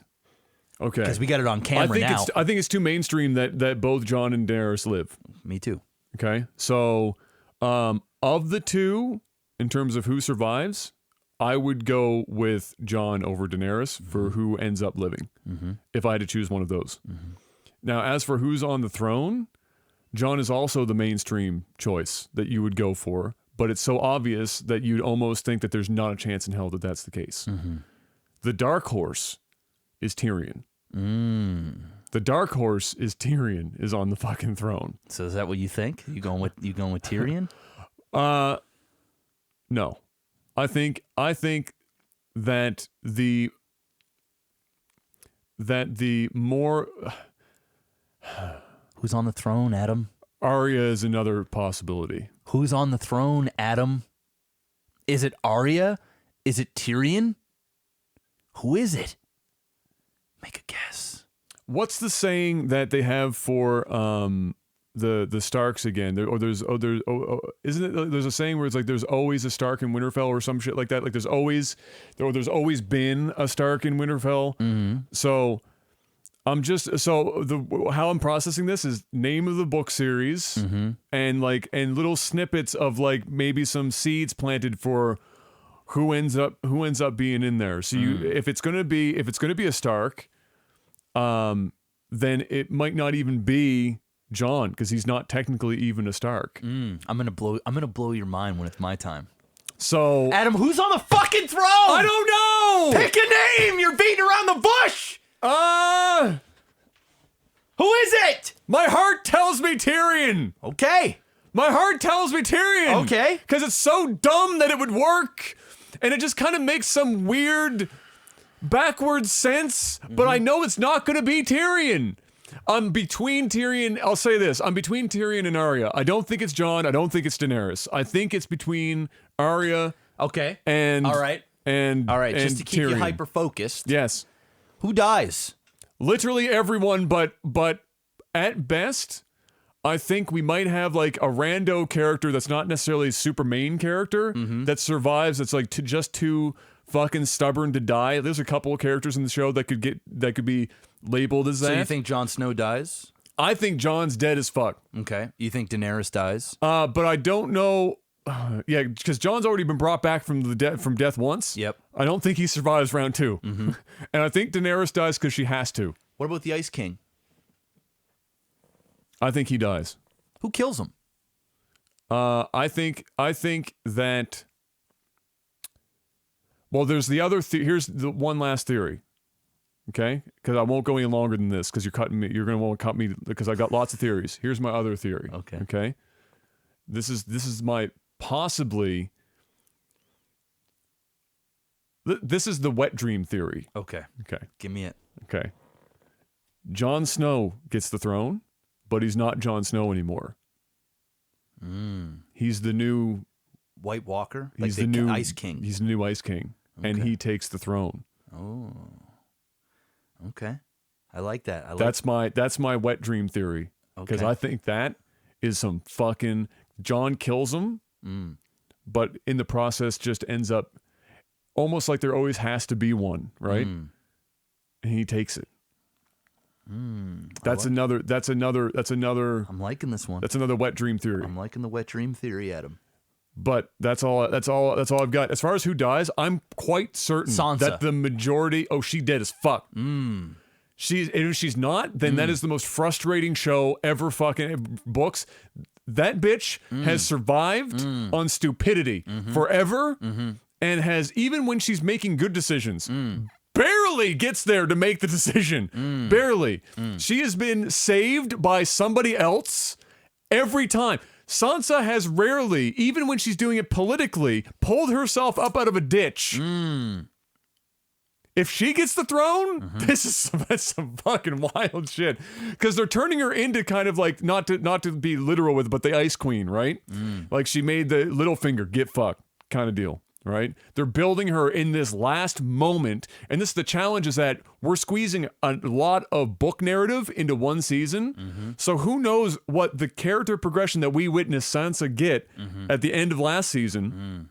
How the fuck that happens over 6 episodes? Maybe she does take the throne because her character progression goes like hyperspeed, and she just becomes like this psychopath that has the survival instinct to take it. That's what makes it hard to predict. Is it's not that it's Game of Thrones. I know anything can happen. It's that we're getting all this narrative Yeah. that George hasn't even written yet. Yeah. Crammed into 6 fucking go. episodes. Let's go. You ready for my hot take? Do it. All right, I'm going on record right now. What do you got? Tyrion's dead. Okay. Daenerys is dead. Episode 3. Yep. Gone. You're calling out the episode. Episode 3, she's fucked. She's dead. That big battle that's going to happen. Yep. Episode 3, I think she's going down. And if it's not by that episode, she will be dead this season. She's going. She's going. Jon Snow. Yep. Kills the Ice. Ice King. We're on board with that. But Jon Snow kills the Ice King. Yes. With a fire sword. Well, he has to. But he gets the fire sword. Yes. From that Melisandre bitch. Okay. Her heart, yes. I believe, yes. is filled with fire. Okay. I think she is going to sacrifice herself. Okay. He is going to stab her. Yes. The sword will be fire, and that's what he will use. This is a very... And so the Song of Ice and Fire becomes Jon Snow as the fire and not the ice, and the Ice King as the ice. Yes.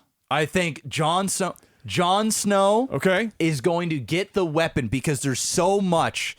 between this Melisandre chick, yeah. You know, there hasn't been a payoff with her yet. Well, she said several times, yes. she's coming. She's got to die in this shithole. She's got to yes. come back and die here. Yes, I think she is going to be the one. There's so much evidence in the books and stuff of her always being warm. When she was in Winterfell, she was Jon Snow asked her, you know, aren't you cold? And she says, no. You know, I'm always burning inside. I'm always hot. There's a fire going on. In the books, it talks about how she smells like a forge. Literally says she smells like a forge, like forging a weapon. I believe that the weapon Jon Snow... That seems like an important tidbit that could have been in the show. That might have been... I believe, but in the show they say it in other ways. I believe she knows she's going to be the sacrifice. He's going to get the weapon that is forged from her body to kill the Ice King. But I also think Jon Snow will die. I don't know how it's going to happen. I don't know if it happens. Is it going to be one of those, like, he kills him, but he's already mortally wounded type scenarios? Because that's where I'm thinking. That's right? what I think. Yeah. That's what I think. Yeah, yeah. In terms of who's going to be on the throne. If it plays it the way you're saying it, then Sansa's the throne. I also believe that the White Walker is a Stark. I also believe that he is a Stark. Well, it makes sense geographically. I think that he's a Stark. I'm trying to figure out where Bran. I'm trying to figure out where Bran, because part of me feels like Bran is going to stay alive throughout all of this. I think he's dead. The person, it's possible. The person I would love to see on the throne is Robert's bastard, the guy who makes the weapons. The what's his face? Somebody will say it in the chat. Gendry or whatever his name is. Yeah, Gendry. Yeah. And I want to see Arya beside him. Okay. I would love to see them be the ones on the throne. But my soul, the Game of Thrones in me says it's not going to be that easy. I actually think, personally, no one's on the Iron Throne at the end. I think... That's just George Martin enough to make sense. I think the dragons fucking destroy the place. I think the place just gets fucked and nobody wants... whoever's left, nobody wants it. Mm-hmm. But if I had to pick who's going to be on the Iron Throne, I think it's going to be him and Arya. I also believe Jaime's going to die fairly early on. He's already dodged death late in the last season a couple times, so you know it's coming. I think he's going to end up dying saving what's her face? Brienne. I think he's going to die saving her. I think Arya is going to go to King's Landing using the face of Jaime to kill Cersei. Okay. Because how poetic would that be? We have to see the list. We have 6 episodes to make it through the list. Yes. I think it's a lot of killing for Arya to do. I think Arya is going to be the one to kill Cersei, but using Jaime's face. That's satisfying. Oh my god. It makes a lot of sense, but it's almost too good. Dude, it's almost too fucking good. Please, just give me this, please. I also think Sansa's going to die. Mm-hmm. Who else is there? I think the Hound is going to kill the Mountain, but he's going to do it with fire. And I think he's... we talked about this before, yeah. And I think he's either going to use the fire sword or he's going to sacrifice himself in fire to kill him. Like drag him down. Drag with him down with him into fire because it's his fear of fire. Yeah, I think exactly, yeah. he's gonna find that's gonna be an epic fight. That's a fight that's gonna happen. It's the Clegane Bowl. It's the Clegane Bowl. It's gonna happen. They're both going out in this. There's gonna be nobody that walks away from that fight. They're both going dead. out. Super dead. Super dead. Yeah. They're both gone. Super They're both dead. going out. They're fucked. Both of them fucked. And I think I don't know how Tyrion's gonna die. It could be Jaime. Jaime might end up killing him. I don't know. I think Tyrion is gonna backstab Daenerys for his family. I think there's gonna come a point in time where there's gonna be a decision made. Maybe he's gonna try and save Jaime. I don't know. But I think Tyrion's going to end up backstabbing, and I think Tyrion and that fucking bald-headed dude with Daenerys, I think they're going to die together. I think their fates, they're going to end up conspiring. Tied, yeah. I think they're going to end up conspiring together to backstab Daenerys for the greater realm or whatever. It's going to get cold feet because Tyrion just somehow cannot backstab his family. I know he killed his father. I know that happened, but when it comes to it, he loves his brother. He loves his sister. He's loyal to his family name. I think ultimately when it comes down to it, he's going to backstab Daenerys, not in a way that he's going to hurt her, but he's going to betray her trust. She's going to have both those motherfuckers killed, and I think they're both going to get it at the same time. I think that episode, whenever they go, they're going together or very dragon fodder. I think they're going to get it. And everybody else I think is just gonna get fucked. Like, we're talking all the side character, like the main side characters. Yeah. All the big, the warrior type dudes, like, what's his face that loves Khaleesi so much? The Khaleesi. Yeah. He's gonna go fucking, the leader of the Sullied or whatever. I think he's Here's going. the opposite of Game of Thrones. Who, like, does everyone have to die? Like, I know it's Martin's like shtick that people just get killed, but does everyone have to die? No, because I feel like some of the people we're naming right now, they're probably going to just live. I could see, for example, I think Sam's gonna live. I could see Sam living. I could see the guy you just talked about who like loves Daenerys so much. He's gone. I could see him. He's too stubborn. He might be in the too stubborn to die category. Yeah. He might actually be there. I think who's too stubborn to die category is Jaime's knight dude, the one that well, he's friends with Jaime too.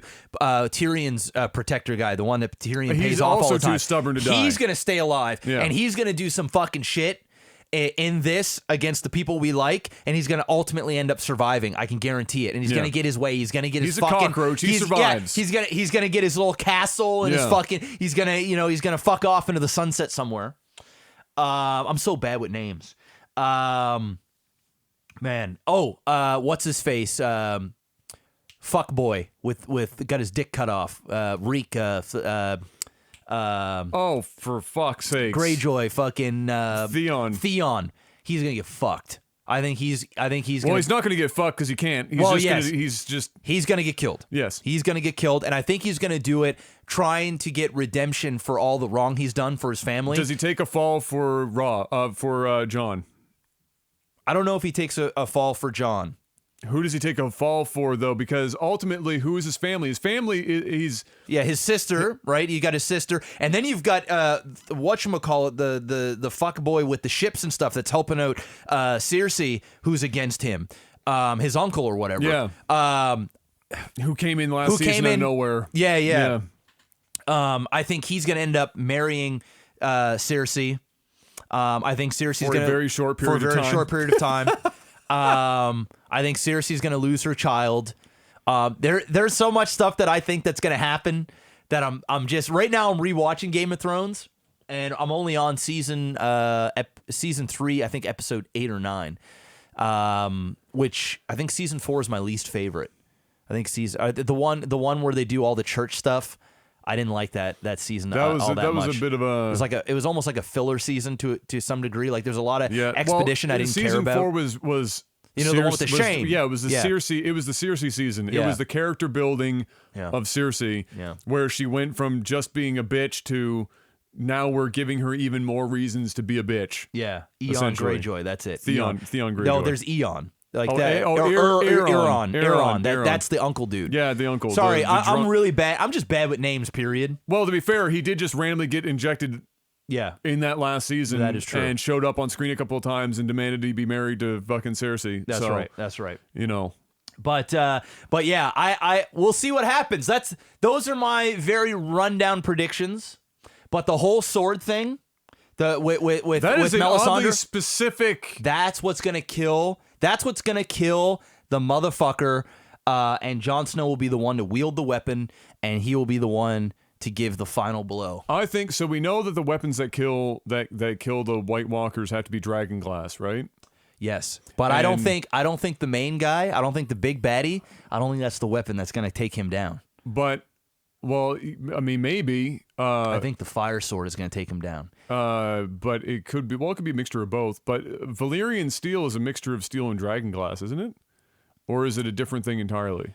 That I don't know. I can't remember. I think it's a mixture of Could be a mix. of both. Either way, That's the shit that kills them. either way. So Gendry is He's gonna forge the weapons. He's gonna forge the Yes, weapons. yes. Right. Yeah, So for he'll the- be for the war. He'll be the one that figures out. Yep. For sure. Yep. The whole dragon glass into weapons deal. But yeah, the fire part. We know. I mean, we get drilled with the ice stuff all the time. So the fire part has been holding out forever and ever and ever. We don't really know the literal. It's coming. The that literal Melisandre thing. bitch, she is going to die for this weapon. Mark my fucking words. I'm calling it right now. I'm predicting it. She's going to die for this weapon. It's going to come from her body. The fire from her body is going to go into the weapon that will kill this motherfucker. I'm with you, and there's some definitely magical shit that happens in this series. But that seems too magical. That's what's Does happening. that make sense? No, it's not too magical. It's Game of Thrones. We're talking White Walkers here, man. Come on. But when it comes to Bran, I think he's dead. I would love to see Bran on the throne, man. I would love to see, because of a guy who's forced to sit all the time and never walk, and to see him kind of see everything that's going on, and to be the one that'll end up on the throne, and not because he fought his way there, but because nobody else wants it, and he's the one that's going to be able to see what's going to happen. He's going to be the one to make the proper calls from here on out to make sure that these things never happen again.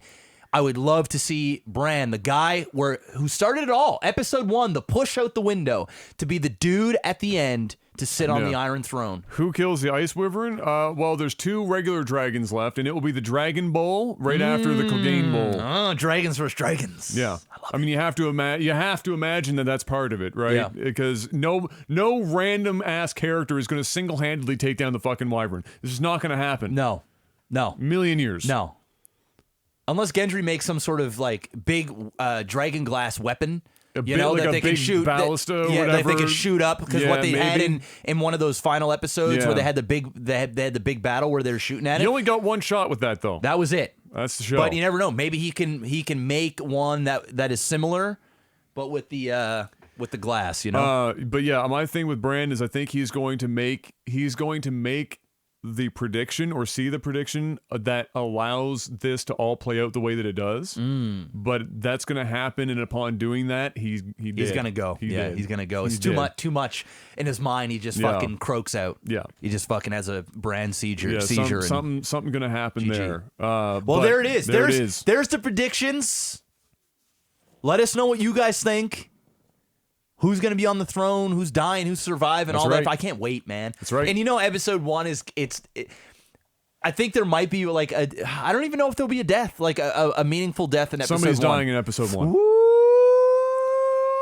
And I had to predict who's dying in episode 1. If I had to predict who's dying in episode 1, oh my god.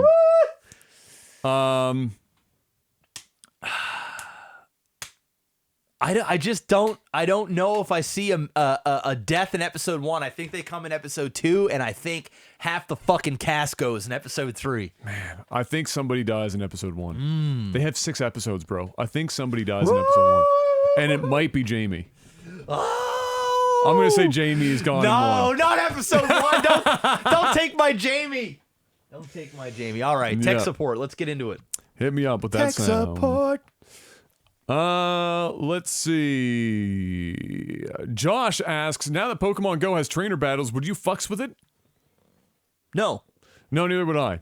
If it had that when it first arrived, and it still had it was never training battles that stopped me from playing it. It was when they changed how you were tracking Pokemon that turned me off entirely. Yeah. So, no. Which is a shame because I had a lot of fun when that was doing its thing. That was a cool time. It was a very wild, few weeks of just everybody fire. everywhere outside fucking. It was nuts. Pokemon going. Anthony asks, when you guys moved out from your parents' house, were you scared? Are there any tips that you would give to someone moving out for their first time? So moving out of their parents' house, like first time the jitters, the first time jitters. Oof. My biggest thing is, if you can, get a roommate. Mm-hmm. You know, and don't buy too much stuff for your place. Like, be minimal, because you're gonna move again, and you're gonna likely move again and move again. Don't get too crazy. Like, go out, get your bed, get your dresser, whatever, you know, and have fun, man. Have some independence and just fucking do all the shit that you just couldn't do at home. Just don't be the guy that's banging his girlfriend so loud that it pisses off everyone below him. Don't be that do that, guy. because then next thing you know, it's somebody with drums is going to get back at you. It's going to get back at you. But just have fun. Circle. Just have fun, man. Don't fucking dummy all your money away. Pay your bills, obviously, because reality's going to sink in. Man, I left home. That's what's going to hit you hardest first. Dude, I got evicted from when I got my first place. I got evicted because I couldn't pay my bills. I ended up losing a job, and I had an opportunity to work at another place, but I didn't want to work there because it was a shithole and a dump. Yep. And I ended up getting kicked out. And it's real, man. Like, when you live at home, for me anyway, not everybody, but for me, I took that shit for granted. Being able to open up the fridge and eat whatever I want, you know, dinner made, roof over your head, heat, can turn the heat up for whatever you want, and next thing you know it, now you're on your own, and you know you got to go buy your own groceries. You're realizing that there's a power bill, and when you turn on that heat, it costs money. There's just you got to pay rent, fucking internet. It's real, man. Yep. So. You gotta man up. You gotta mature and man up when you go out on your own. But man, it's so much better to have your own privacy. Hey, Oof. Fabian, thank you for the €5 on the super chat. Let's go. Shout out. We getting super chats. So, I mean, I mimic a lot of the same shit. So, was I nervous when I moved out? Yes, absolutely. I was nervous about it. It's nerve-wracking because of all the reasons Jeff just mentioned, but a lot of it is you're responsible for everything now, right? You're responsible for your bills and you know, cooking for yourself and maintaining the apartment or wherever you're living. Mm-hmm. You know, it's a total paradigm shift from living at home and living on your own. Yep. For the vast majority of people anyway. And so there's an adjustment period where everything's going to feel really weird, but try and form good habits really early is my suggestion. Yeah. So clean. So choose a day where you do your laundry and you clean, right? And just get that shit done. Don't let it sit around or whatever. If there's one thing that always bothered me more than anything is a dirty kitchen, keep your kitchen clean. If there's only one place in your fucking house that's clean, or two places, the guest bathroom, if you have one that isn't the main, for your people that come over, and your kitchen, make minimum. Your bedroom, you know, people can live with a little messy bedroom, but keep your kitchen clean and your guest bathroom clean, and then at least that. However, make your good habits early on. Don't let bills pile up if you can avoid it. Like Jeff said, make sure those are paid. You know, enjoy yourself, but at the same time, don't. Sometimes people get drunk on independence in the first while, and then they get in trouble. Oh yeah, pretty early on. Been there, done that. So just don't get too drunk on that independence, and you'll be fine. Just fine. Life will kick you a few times, but that's all good. You're gonna learn a lot. You'll be just fine. Oh, and the other thing that I'll say is, don't buy too much shit. Yeah, that's what I said. You said that as well. Live as minimally as possible within reason, because odds are you're going to move at least probably 2 or 3 more times before you settle down in a house or whatever permanent living situation. Yep. So there's nothing worse than moving. Yeah. So don't make it harder on yourself than it needs to be. You're a bachelor. Have minimal stuff. Fuck bitches on Tinder. Have your rent paid. Have your bathroom and kitchen clean. And have a good fucking time. And don't forget to go and visit your mom and dad once in a while. Yes. Because they miss you. Absolutely. And you can usually sneak some free groceries once in a while. That's what I did. Get a free meal. Fucking right. Coming over for Dude, I dinner. used to raid my mom's cabinets. I used to like legitimately take her like bags of chips and a 2-liter of Pepsi, some craft dinner boxes. Raided. I definitely went over for Dude, dinner, I was though. so broke, man. I was just fucking such a broke fuckboy, man. Such a leech. Josh asks, what happened to your classic signature phrases like shit the bed and sour about that? We've been in the game for 8 years and stuff changes. Your vernacular changes. I say meme too often now. So I still say bouse.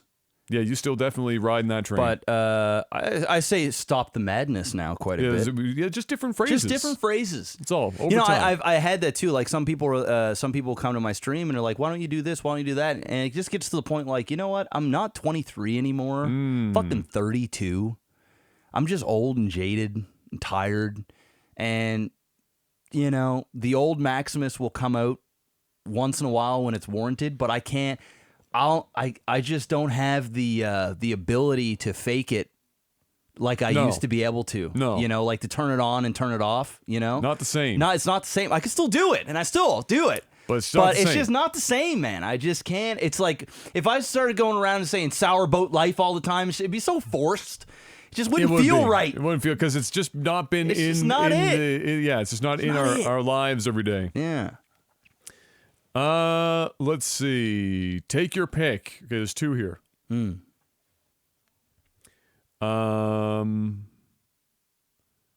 If you had an extra, we'll go with this one. If you had an extra hour each day to do anything, what would you spend it on? Exercise. Period.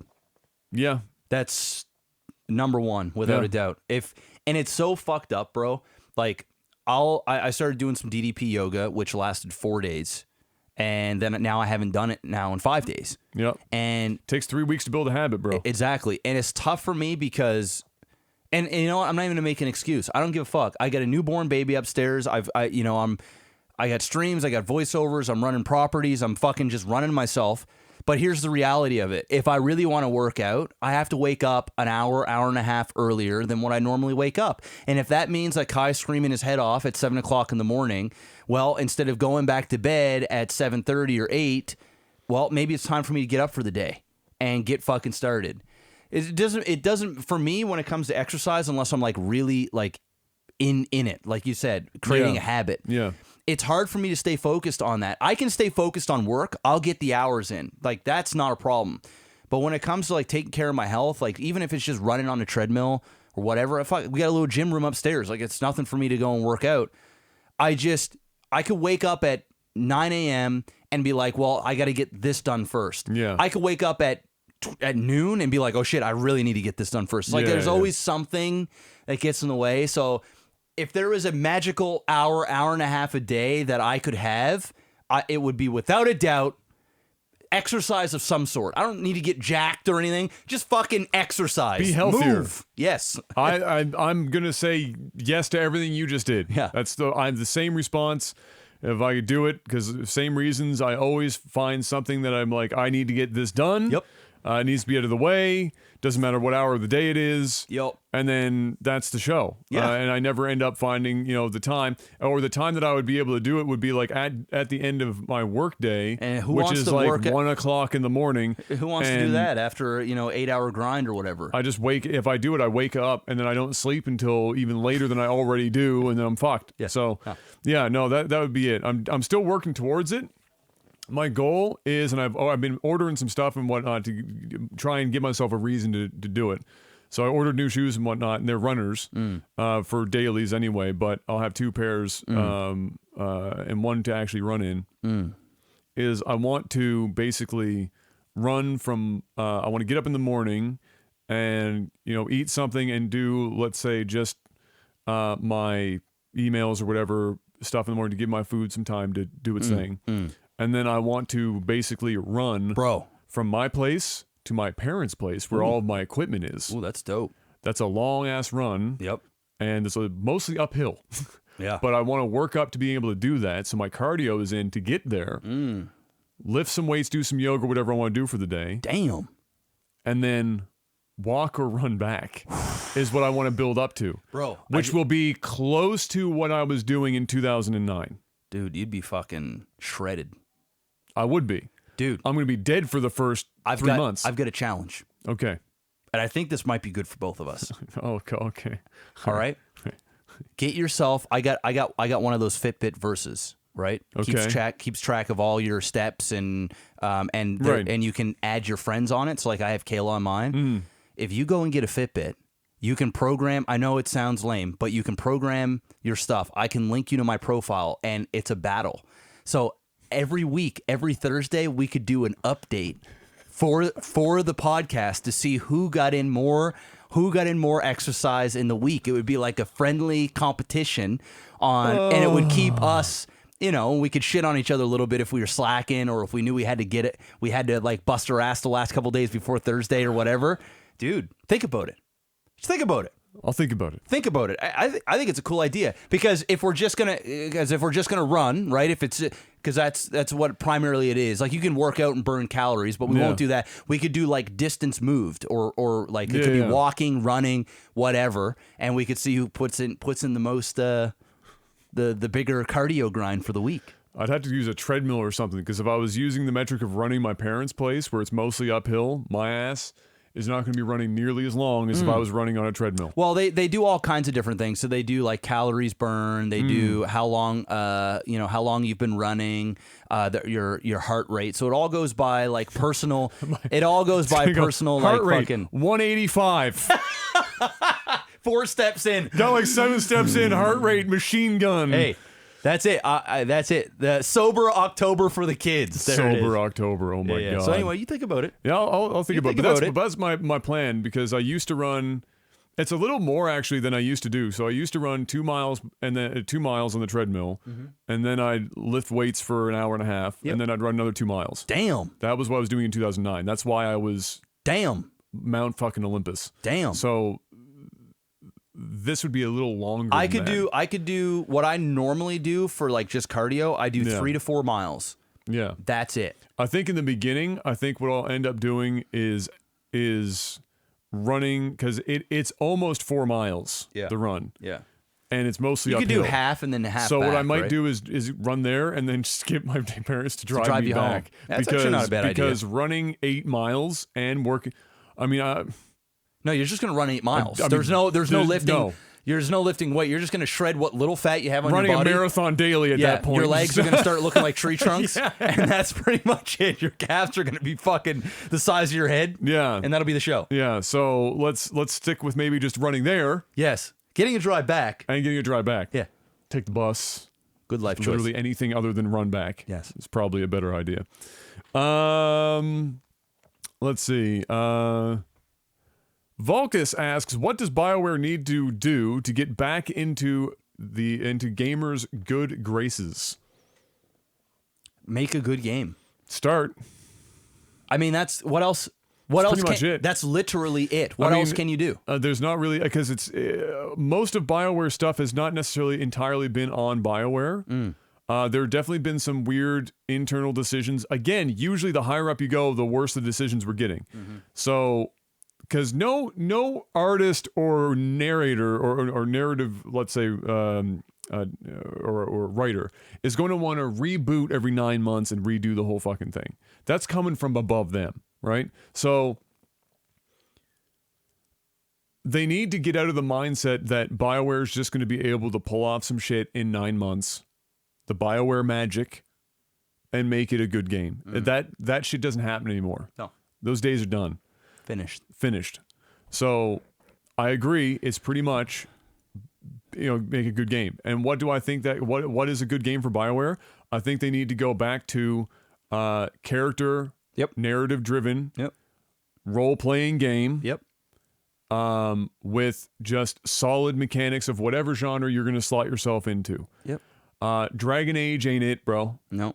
I know a lot of people like Dragon Age. Dragon Age ain't it. Dragon Age has some of the worst pacing in any video game series ever. The best I think that BioWare's ever been was somewhere between KOTOR and the first 2 Mass Effect games.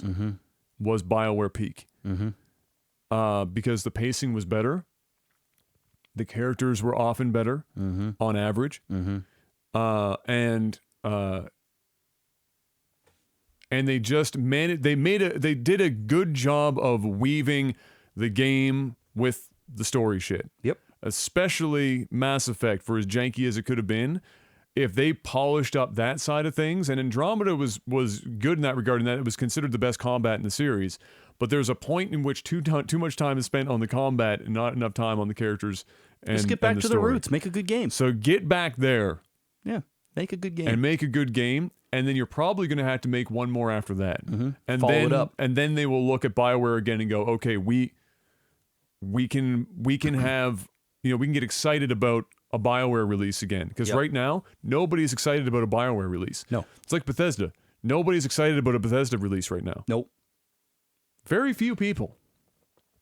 And the number's getting smaller. And for the very same reasons. So, something along those lines. You know what's not getting fewer and the numbers are getting bigger? What's that?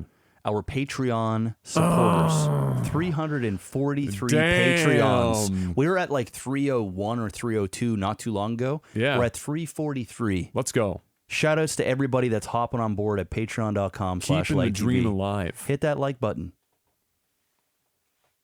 Keeping the dream alive. Do a little plug. Robbie says or asks, Hellboy's getting killed in the reviews. Should they have left the franchise alone? I know Adam is not going to go see it, but will Jeff see it? I'll see it. Yeah. And so it's getting massacred, is it? I wouldn't say it's getting massacred, but what hype it had coming is gone. It's getting deflated hard. And with Endgame around the corner, that's not making it any better. And Game of Thrones on. I mean, it's not good. And Shazam being here. It's a tough gauntlet. We'll see what happens, but I hear the comedy falls pretty flat almost the whole movie. But yeah, womp womp. Mr. Stars says, only say this because I love you, but hey, Jeff, are you sitting on your knees? No. Right now you're not. Look. I was, though, at certain parts of the podcast, but no. Getting there. Progress. I actually went to the doctor about my knee yesterday. And they're sending me to a specialist. Especially so they're not going to X-ray first. I've been X-rayed already. Oh, okay. I need an MRI. Okay, but they're sending me to a sports physio. Well, not even a physio. It's a sports doctor, which I guess would be physio. I suppose physio with a doctorate. Yeah, but this person is gonna like really look at my knee and do like tests on my knee, and then they'll sign off for me to get an MRI. Oh, I got you. Yeah, so. We'll find out what's beautiful. All right, let's do one more. I think my parents are here. You're my dad. That's random.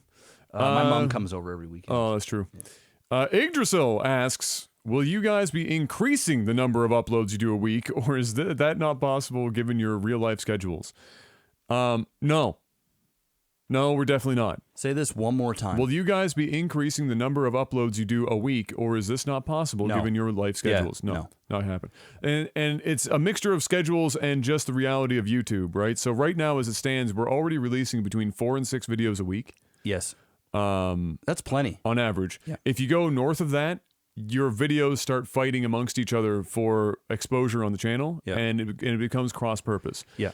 Beyond that as well is it is a schedule thing. We just don't have the time to be sitting down and promoting or producing more content. And even if we did, we don't have any other extra content outside of what we're doing. What we do have coming up is we do have World Vision charity events coming all month of June. Well, yeah, that, for example, does boost it. There's 6 events. Yeah. LiveTV will be doing 2 of them.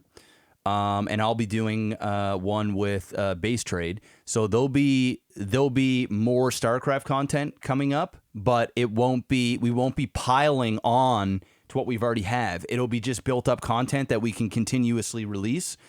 So this nice amount of content you guys are getting, we just recorded a bunch of StarCraft before the podcast. Yes. So you're still going to get your 3-4 StarCraft casts a week plus the podcast, and then all of the clips on the DLiveTV 2 channel. Yeah. So you are theoretically getting a little bit more, but in terms of like us producing more content, there's just no point. The only other way that I could see Adam and I doing more content is if we did the podcast multiple times a week.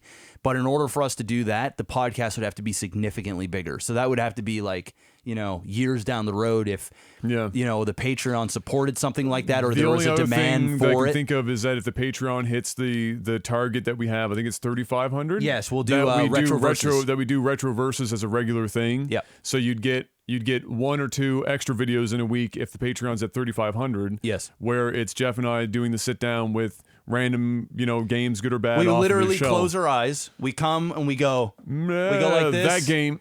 What And are we then playing, Jeff? We're playing Street Volume 2. Wow, which NBA actually Street is- Volume 2. Not a terrible video No, game. it's not a terrible. But we normally do it for Super Nintendo, Sega Yeah, some of the shit. older stuff, So, yeah. and we have some episodes that were public on YouTube, but we also have a shit ton of episodes on the Patreon side of things. Yes. So if you do become a Patreon, you can actually go back and watch A handful that never made it to handful YouTube. that never came to YouTube. Yeah. I don't know what the amount is for that. I don't know if it was. not that- I think it was $5 or honestly cannot don't remember. Yeah, but anyway, if you are already a Patreon, you can actually go and watch all the episodes that didn't hit YouTube already. But that's the only possible way to get more content. Yeah. And I mean, listen, if we made more content right now, it's not going to help us out any. No, it's just no. going to be more work for us No. for no reason.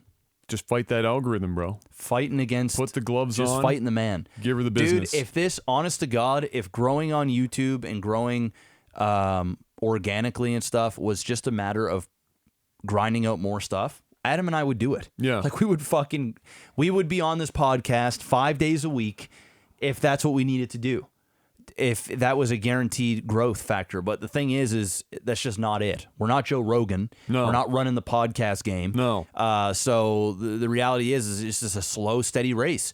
The good thing is it's a slow, steady race that we're starting to win at slowly. Yeah. It's getting better. Yeah. So It's just tough doing this podcast as well multiple times a week because there's only so much news. Right? That too. You can only... well, one of the episodes would have to be a bit of a different format, right? Yeah, Maybe exactly. even one full episode would be movies and tech support, and then Yeah. one full episode would Just be game stuff. game-related things, right? Yeah. That's the way it would, sort of have to be. Yeah. Likely. So there you go. Ladies and gentlemen, that's going to be it for this week. Once again, patreon.com/LangTV. And as well, if you want to check out the clips, the patch notes for this full podcast, if you don't have the time to go back and you want to also have maybe clips that are easier to share with friends, if you want to get them involved with the show via topics that they're interested in, it'll be youtube.com/Life'sAGlitchTV2, as in the number 2, and that will take you to the patch notes channel. It's our old sister site. You might still be subscribed, but you might have to click the bell icon there to actually get your notifications like it works with every other YouTube channel now, so make sure that you're doing that. Otherwise, you might miss out on content in that regard. You guys have been amazing once again. Mm-hmm. Thank you so much. You got more StarCraft and more fun stuff coming.